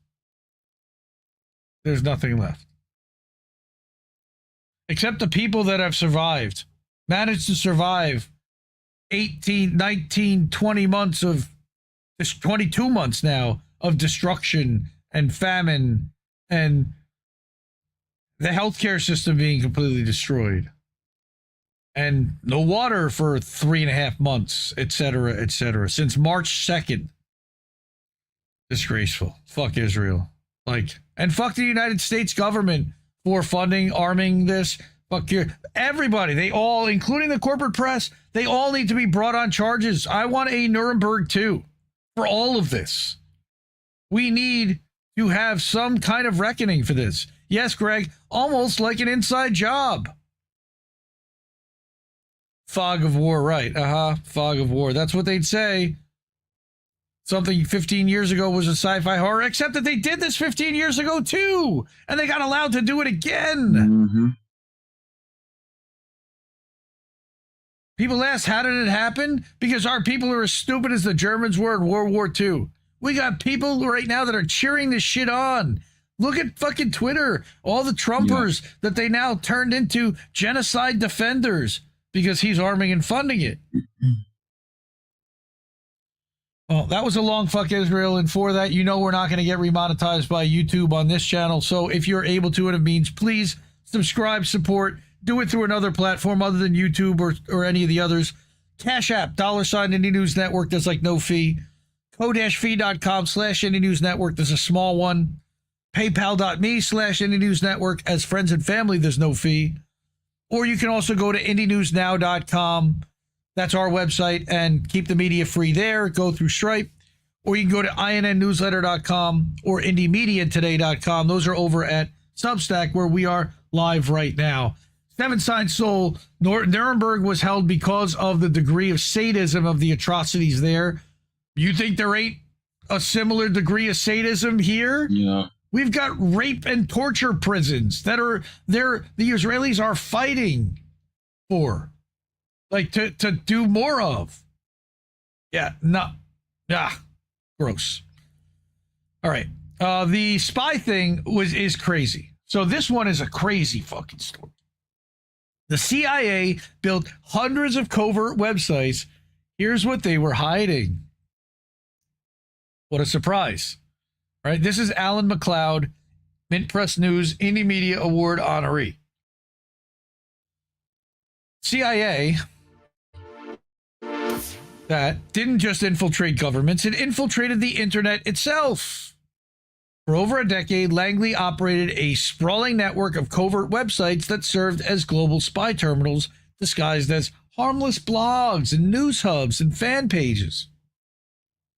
Beginning in 2004, the CIA established a vast network of at least 885 websites, ranging from Johnny Carson and Star Wars fan pages to online message boards about Rastafari. Okay. Spanning 29 languages and targeting at least 36 countries directly. These websites were aimed not only at adversaries such as China, Venezuela, and Russia, but also at allied nations, including France, Italy, and Spain, showing that the United States treats its friends much like its foes. What a surprise. Go to my website. So, Gholam Reza Husseini is a former CIA informant. In 2007, the Tehran-based industrial engineer contacted the agency and offered to pass them information about Iran's nuclear energy program. His CIA handlers showed him how to use IranianGoals.com to communicate with them. Iranian Goals was a Farsi language website that appeared to be dedicated to local soccer news. However, what appeared to be a search bar at the bottom of the homepage was actually a password field. Typing the correct word in would trigger a login process, revealing a secret messaging interface. Each informant had their own web page designed specifically for them to insulate them from others in the network. Compartmentalized. It seemed like an ingenious idea. However, Hosseini and other spies were soon detected thanks to sloppy mistakes in D.C. An Iranian double agent revealed to the authorities their unique website, and some basic detective work led to the uncovering of the entire network. CIA purchased the hosting space for dozens, perhaps hundreds of these websites in bulk, often from the same internet providers or the same server space. That meant that the IP addresses of these websites were consecutive, akin to housing each informant in adjacent properties on the same street. Thus, and this is what's funny, if you looked at neighboring IP addresses, you would see similarly designed websites and could easily put two and two together. Even with some relatively basic online searches, Iranian authorities were able to identify dozens of CIA-run websites. From there, they simply waited to see who would access them. All right. The Iranian Intelligence Ministry claimed that 30 individuals were arrested and a further 42 CIA operatives were identified. Oops. Some websites, such as IranianGoalKicks.com, FirstNewsSource.com, and Farsi-newsandweather.com, can still be accessed through the Internet Wayback Machine. A complete list of known CIA web pages can be found at this link here. Hosseini spent more than 9 years in prison and was released in 2019. He's received no support from American officials, even though they were responsible for him being in jail for 9 years, who haven't even contacted him since his arrest. What a shock. They disavowed any knowledge. The U.S., however, continues to attempt to overthrow the Iranian government, sponsoring high-profile opposition figures and hijacking domestic protest movements. We remember that color revolution they tried to implement 3 years ago, right? Right, Reeve? Yep. I think they covered. You guys covered that. That lady running it. Yep. In June, through it. Right? In June, it also carried out airstrikes on nuclear facilities across the country. Allegedly, that didn't really have much impact on their nuclear capabilities. Allegedly. So, a network of websites spanned a wide range of topics. Again, few would guess that Rasta Direct, a website dedicated to the relatively niche religion of Rastafari, had anything to do with U.S. intelligence. CIA also created Star Wars Web, fan page for the sci-fi franchise, and All Johnny, a page dedicated to Johnny Carson. Sports gaming, new sports. Yes, it's a plant, man. Sports and gaming and news blogs, however, were the most common topics for fake websites because there's so many of them. These websites served as cover EA Sports. It's in the game. Right? These websites served as cover for informants, offering some level of plausible deniability if casually examined. But upon close inspection, few of these pages provided any unique content and simply rehosted news and blogs from elsewhere, linking to already available resources. There's nothing wrong with aggregate websites, but when they're run by the CIA in order to hide... Not that there's anything wrong with that. I run one called Indie News Now, but that's not what we're doing there, and I don't have a secret login for the CIA to be able to communicate with anybody. Did you ever work for the CIA? Informants in enemy nations, such as Venezuela, used sites like Noticias Caracas or El Correo de Noticias to communicate with Langley, while Russian moles... Nice little fucking... You put the Castilian on there. You've been listening to Antonio Banderas. A little bit. You put that... My online game source was used. My online game source, and again, today's news and weather-ru.com were used by Russia and similar other platforms. Nice. However, allegedly, a vast network of informants in allied countries, again, such as France and Spain and Italy, was also uncovered. The Bunga Bunga guy, how do you think Rachel Maddow found out about that? Was also uncovered using financial news, mountaineering, and running websites, because we needed a running website to pass on vital information to the CIA. Yeah, dude. Put tape on your nipples, or else the fucking that'll burn. The shirts will burn. They're gonna find you, dude. It's like that's the Phil Dunphy advice. Those CIA right there. polos chafe, dude. You know, Modern Family is definitely CIA aligned in some way. All right. However, a vast network of informants in allied countries, like we said, such as France, Spain, and Italy, was also uncovered. Germany was also another country Washington actively targeted. No.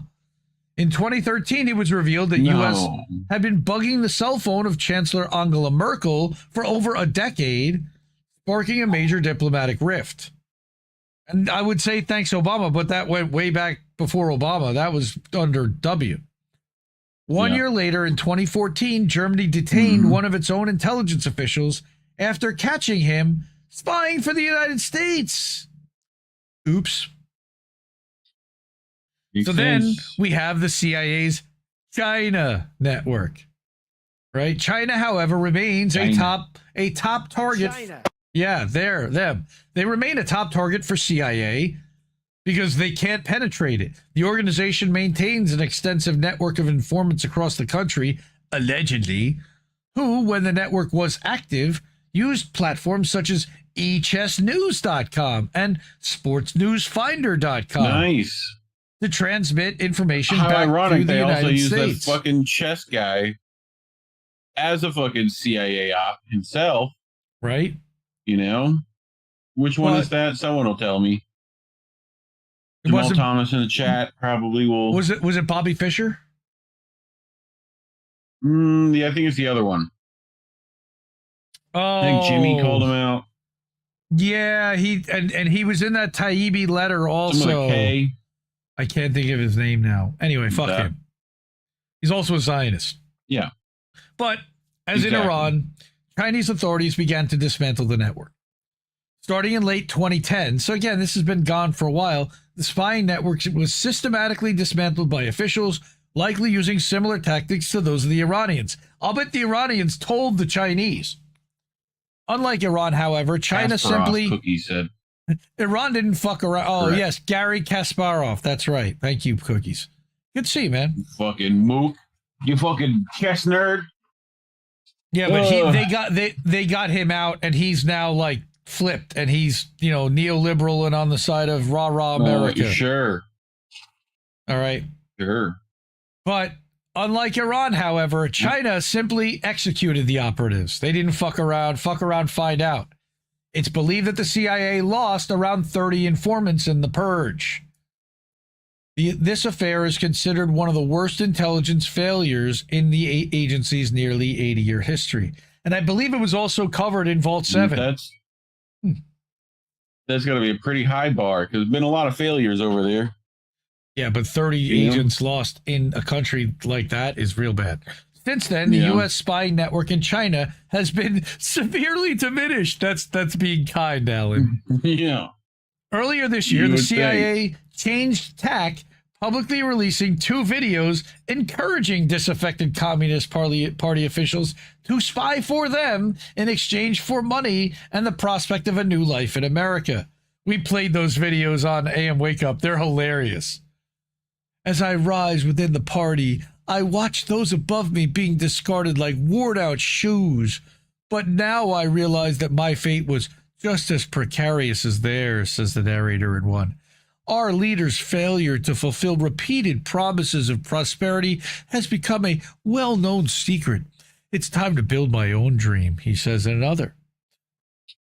Meanwhile, China's eliminated like poverty and hunger, and they've built high-speed rail and done all the things that we can't seem to get done here.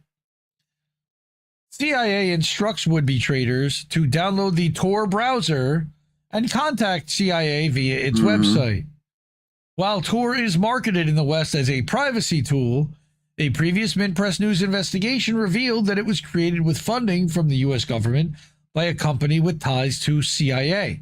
I believe that company is called Brave.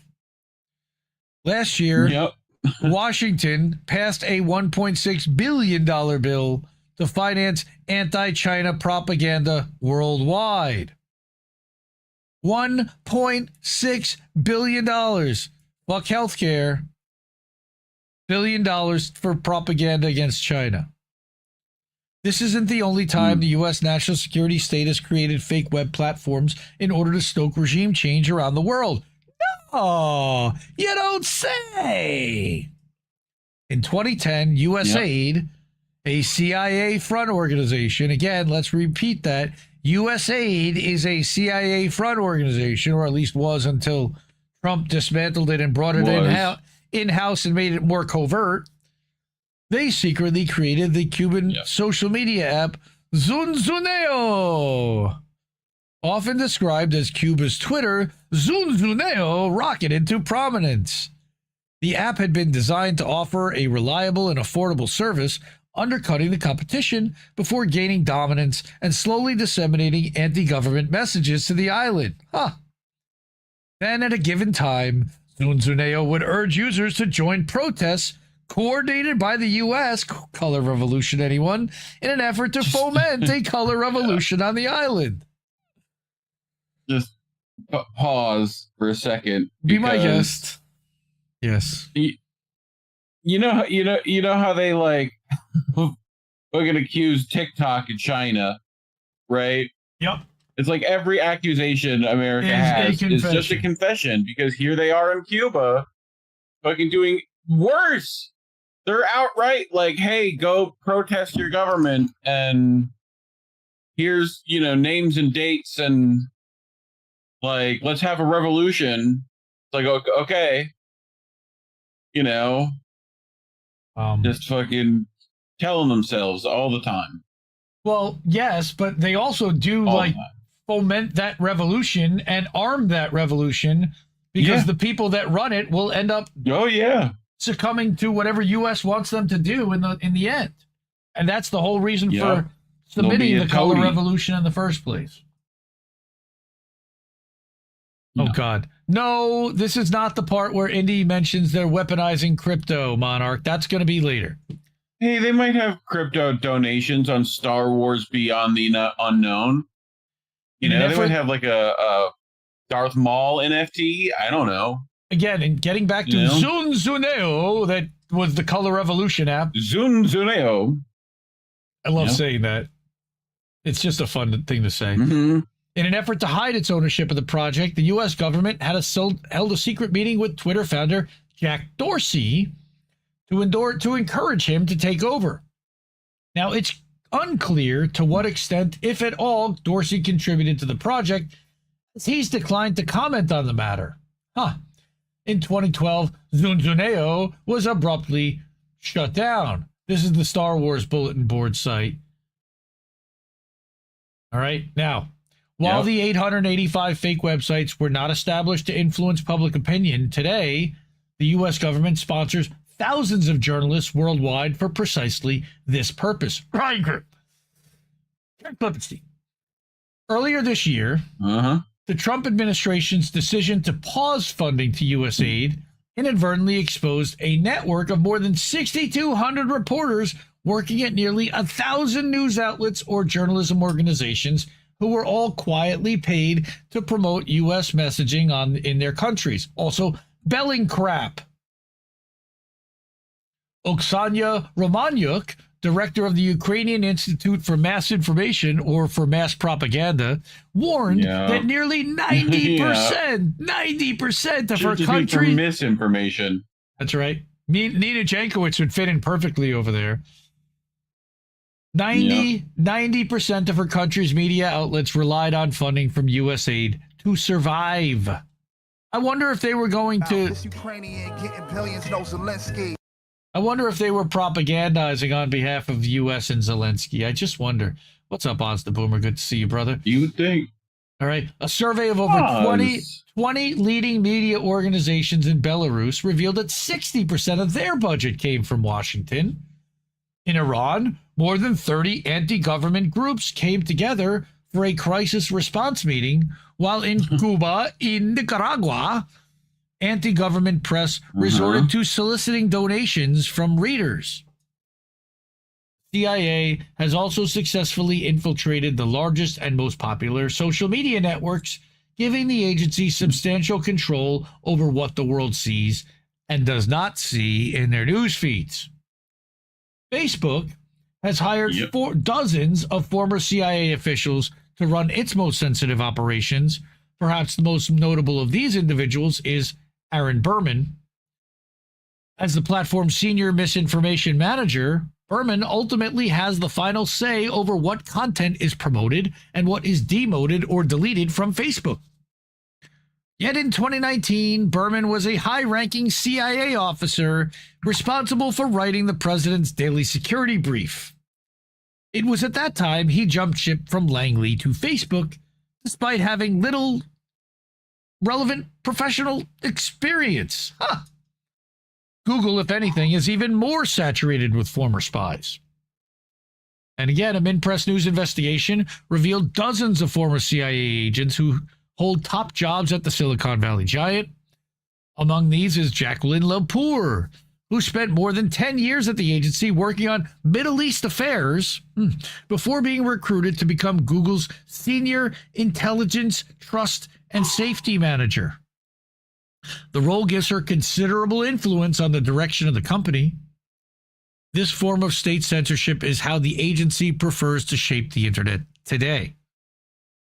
CIA continues to maintain a vast worldwide network of informants. Today, they use custom-built apps such as Tor or Signal to communicate. Can you hear me? Everyone that uses Signal, that's what the CIA uses. If they're caught by their own countries, they're likely to be left to their own fate, like Hosseini was, or like the people in China were. Being a spy or a stool pigeon for CIA is as perilous as ever.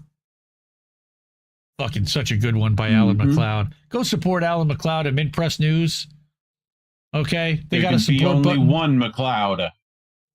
He's as good as it gets, man. What? I would put him, in a top 5 list. I don't want to use the monument that everybody uses that puts heads on there and everything because it is insulting to Native Americans. But if there were a monument to the best journalists in the world, I would put Alan McLeod's head on there, no question. All right, he's as good as it gets, and he's exposed so many different things. And I appreciate him. And Minar Adley from Minpress News, who not only found and platformed Alan McLeod, but she also platformed and found Whitney Webb. So she's 2 for 2 in my book. I give Minar a wide berth, even though I know one time Minpress kind of ripped off our stuff and covered over our logo. We still love them, even though they never apologized. But Alan does amazing work, and please support them. They kind of half-assed it, but I'll take it. Yeah, they sort of published a link underneath it the day later after getting called out. But anyway, we are user-funded like Mint Press. We're under attack from corporate media like Mint Press. We're on our own, and we rely on users like you and these amazing people that have gone into their pockets to fund the media they want to see, because we're not corporate owned. We don't have advertisers. We have you. Cash App, $, Indie News Network's the best way to fund that. Ko-fi.com/Indie News Network. PayPal.me/Indie News Network. At IndieNewsNow.com is our news website, an aggregator, not a CIA-funded website, but a news aggregator nonetheless. All right, and then at our Substacks, INNnewsletter.com, and at IndieMediaToday.com, where you can subscribe on a monthly or an annual basis. All right, so I also had one more, and this is a funny one, but it's dystopian, and we have to laugh at dystopia at this point. All right, Normal Island News is another Indie Media Award honoree, 2024. Love Laura Kay, or whoever writes as Laura Kay, because Laura is actually a shitlib that's on like Sunday morning TV in Britain. Laura Kusenberg. That's not who she is. This is not the real Laura Kay. So, yes, Bellin says we are the crypto. Wednesday, you didn't? By the way. You read this? I did. Oh. I did not know that. Go check out my nanny state internet clip that published today. Yeah, UK government celebrates ruining the entire internet for the whole world to save 0 children from harm. So, then go read Reef, because that's good. We're running late, and it's short and sweet, and I knew it complete when I wore a younger man's clothes. So we'll just move to lightning round. That makes it easy. Okay, so I don't know if she's in chat. Descent in Bloom. I did not bring one of her articles this week yet, but she wrote a hell of a killer one Tuesday before we had our one-on-one. She published it like an hour before we went live. And this is deep. This has a lot of shit in it that you need to know about. All right. This defense bill that passed the House. Now, it's not the final bill that's going to end up on Trump's desk, but it's going to be close. The Senate's going to add their pork to it, send it back, and then it'll end up on Trump's desk. All right. But the shit that they put in here is real bad. Real bad. Like another $500 million for Israel, real bad. But that's just the least of it. Oh, nice. All right. Oh, wait, there's more. $600 million explicitly labeled as classified, confidential, or open-ended with 0 transparency. Okay. Even though the Pentagon hasn't passed a single audit since 2018. As in, ever, but since they began in 2018. All right. I can't tell you that. It's classified. Again, $500 million marked for reforming national security systems with no explanation, and a clause that lets military officials spend it in secret, no questions asked, as long as they sign the right form. What exactly are national security systems that they're reforming? They don't exactly say. There's no definition list or programs or even examples listed. They left it vague, and they just wrote themselves a massive check. A blank one, relatively. So, go read this one. There's a lot in here. All right, so that's the first one. Second one is World Socialist website, and this is where Monarch was talking earlier about crypto, is that crime is now legal, apparently. Everything else that you're playing with? Yes, that too. So, crime is now legal, and it looks like, thanks to the Trump administration and other governments and central banks, everybody's on board this crypto train, and nobody is trying to stop it. And that's scary as shit, because we know that it's not going to last long term. It's designed to crash the worldwide, financial markets. So what Nick Beams over at World Socialist website says is that official backing for crypto is creating conditions for financial crisis. All right. That retail investors have been pouring money into the low price stock of low profit and even loss making companies such as Krispy Kreme and GoPro and Open Door Technologies. Those were the meme stocks, right? You remember that? NVIDIA just hit a $4 trillion market cap. That company is now worth $4 trillion, and their order books are full as far as the eye can see. They're only going to print money. They're going to be a $10 trillion company at one point. The companies targeted are those, okay, the companies for meme stocks are those which have been heavily shorted. Shorting is a process which investors borrow shares which they sell and then buy back at the lower price to honor the loans and pocket the difference as profit. It's parasitic. But if enough retail investors buy the stock, pushing the price up, the short sellers can be forced to buy the shares in order to meet their commitments and exit a losing trade. Right? That was the GameStop thing. The return of the meme stock phenomenon is an expression of the market frenzy, which has sent indexes to record highs. This followed the fall in April on the back of Trump's unveiling his reciprocal tariff agenda, which he continues to kick down the road, by the way. Every time it gets close, he either puts out a new set or says, we'll just 90-day delay. We're going to keep working on that. In a note issued last week, analysts at Deutsche Bank considered whether the rise in borrowing to fund stock purchases was a sign of the hottest euphoria since 1999 and 2007. Both of those events came before a significant collapse, the so-called tech wreck of 2000 and 2001, and the global financial crisis of 2008.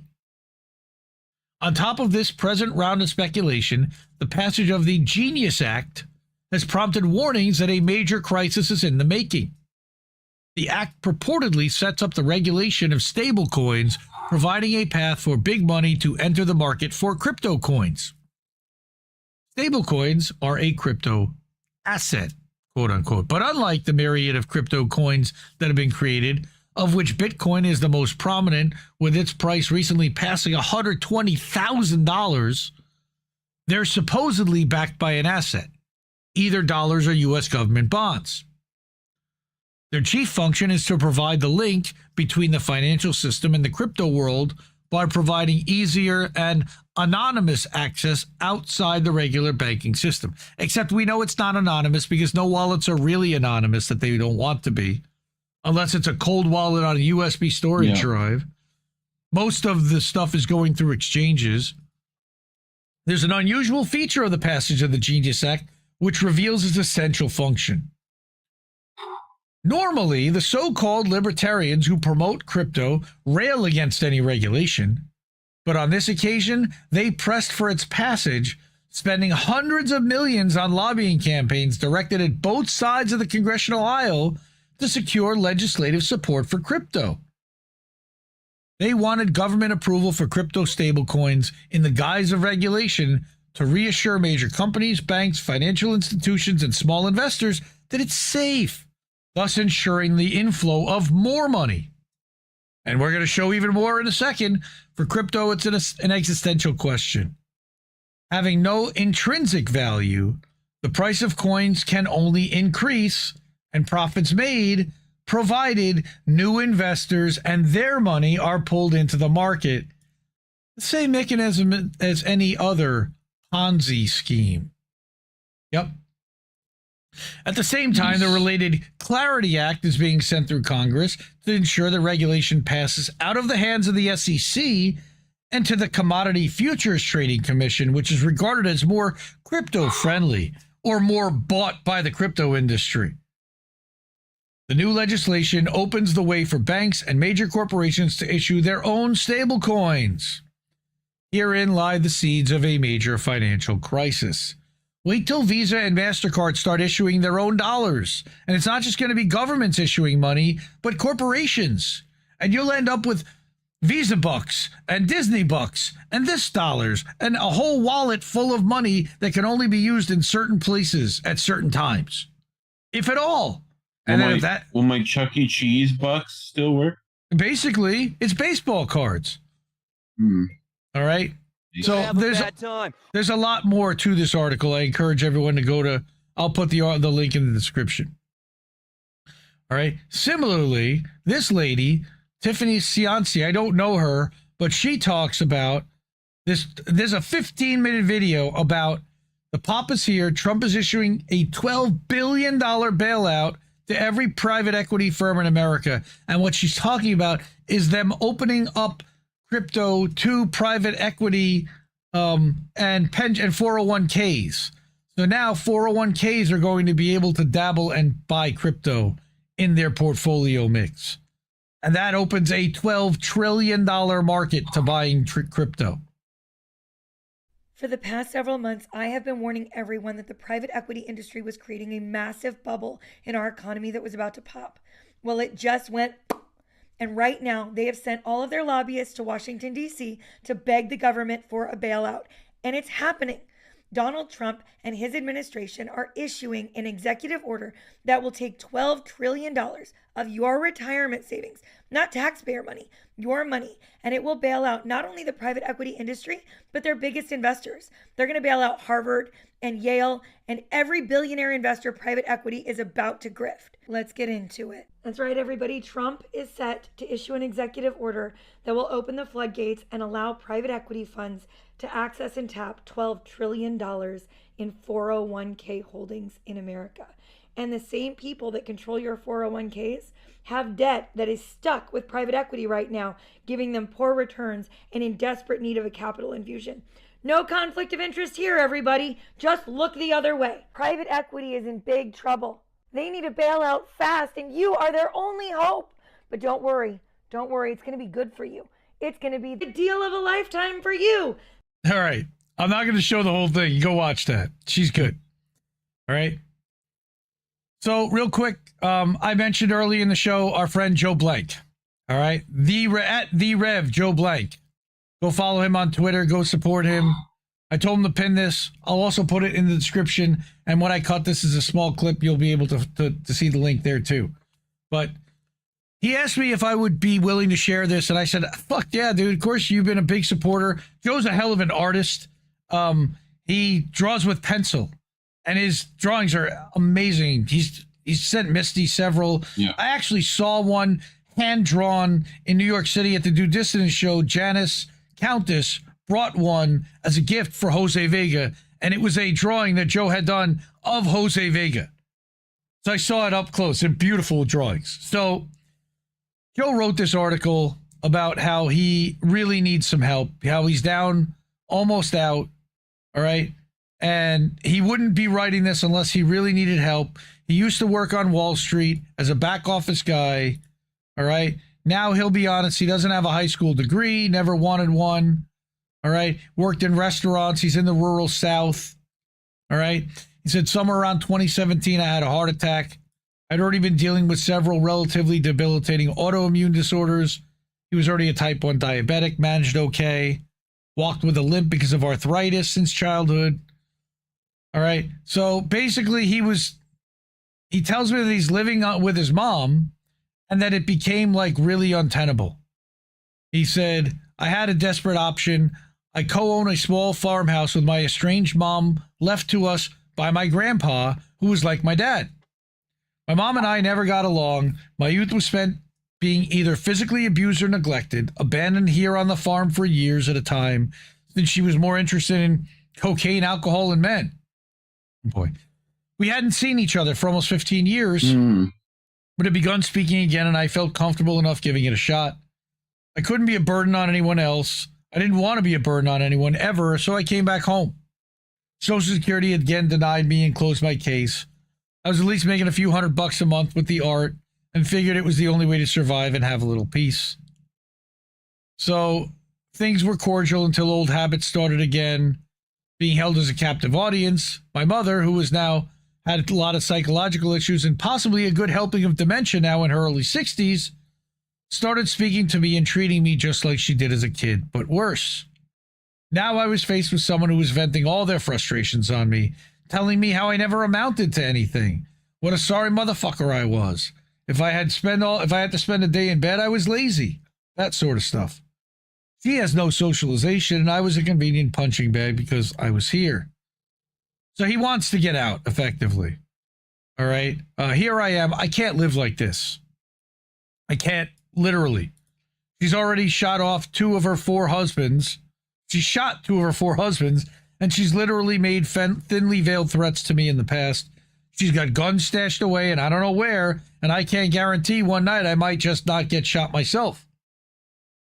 So I asked once a few months back with a little help getting my car repaired just so I could get away from here if I needed to, and cut it off once I had the bare minimum to get it roadworthy. But this escalation has me way more worried and strung out than I ever was. What's to stop her from putting a bullet in me and just using the story that I came at her? Nothing. So rather than take it to a darker place, I figured I would just throw it out there, humble myself again, and ask for help that I don't deserve from random people who might be willing and able. He knows a place locally, an apartment complex in Ghetto with studio apartments without even a fridge or a stove that he can get, possibly barely afford. He just needs some help. Right? It's that, or he doesn't know what. Without a place to keep his insulin cold, if he were to just sleep in his car, it would spoil. Georgia doesn't allow single men to have Medicaid. That's fucking nuts.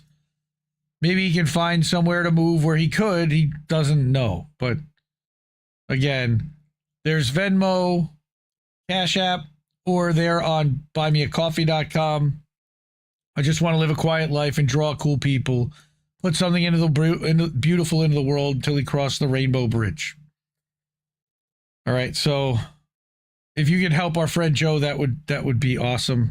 I'll put that link out there in the chats now for everyone. But that's Joe.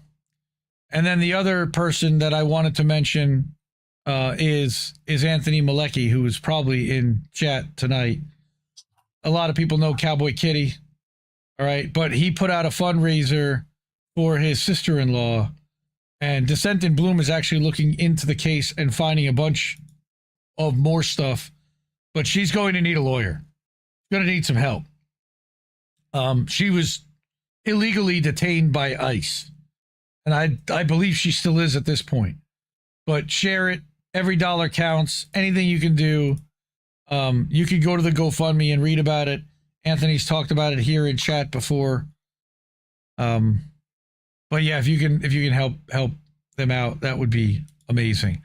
All right, working mother taken by ICE. All right, in defense of Natalia Vlechkova.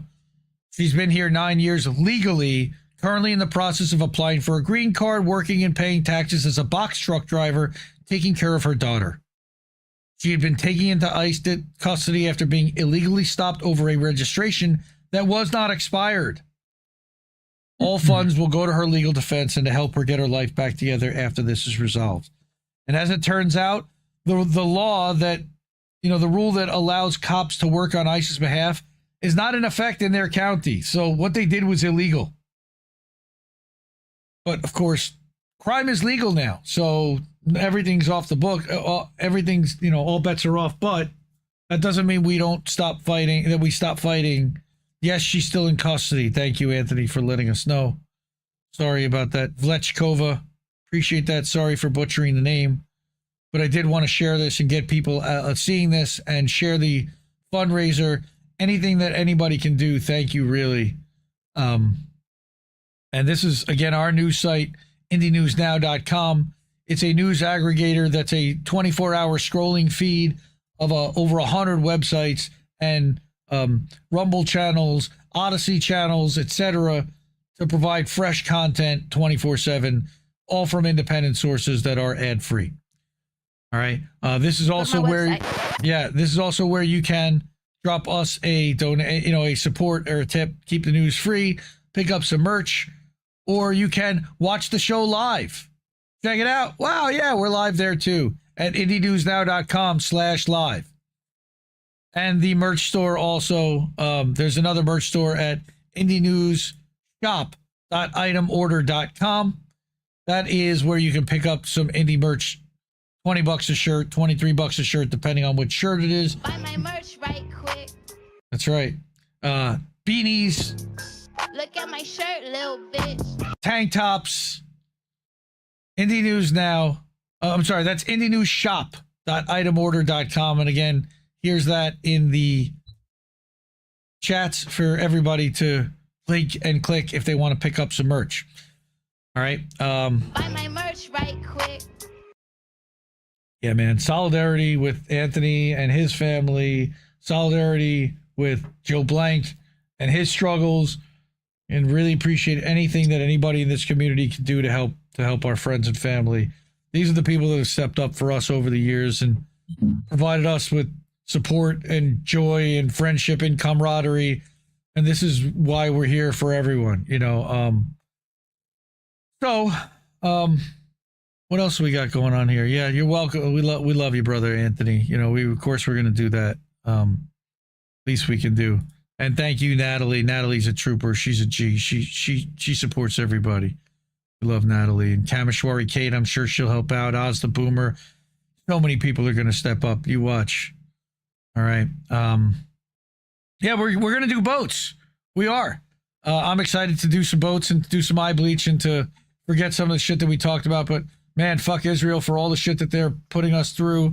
Good Alan McLeod article. I wanted to read that Laura Kay thing, but if you read it, there was no point to me double dipping. But man, the UK is doing some crazy shit, you know, with their age restriction stuff. Those in the UK, not that I would advise you to do so, but if you hold up a picture of a cartoon character of an adult, you can get past the censor blocking. But that's just my word of advice. So until next week, if we're here next week, we'll see, but we'll try to be here next week. I love you all. Thank you for coming, and keep independent media, keep funding independent media, support independent media, because we need it more than ever. And I'll see you soon, folks. Love you. Bye. Bye, Felicia. Mwah. Ciao, baby. No! We just fucking lost the stream!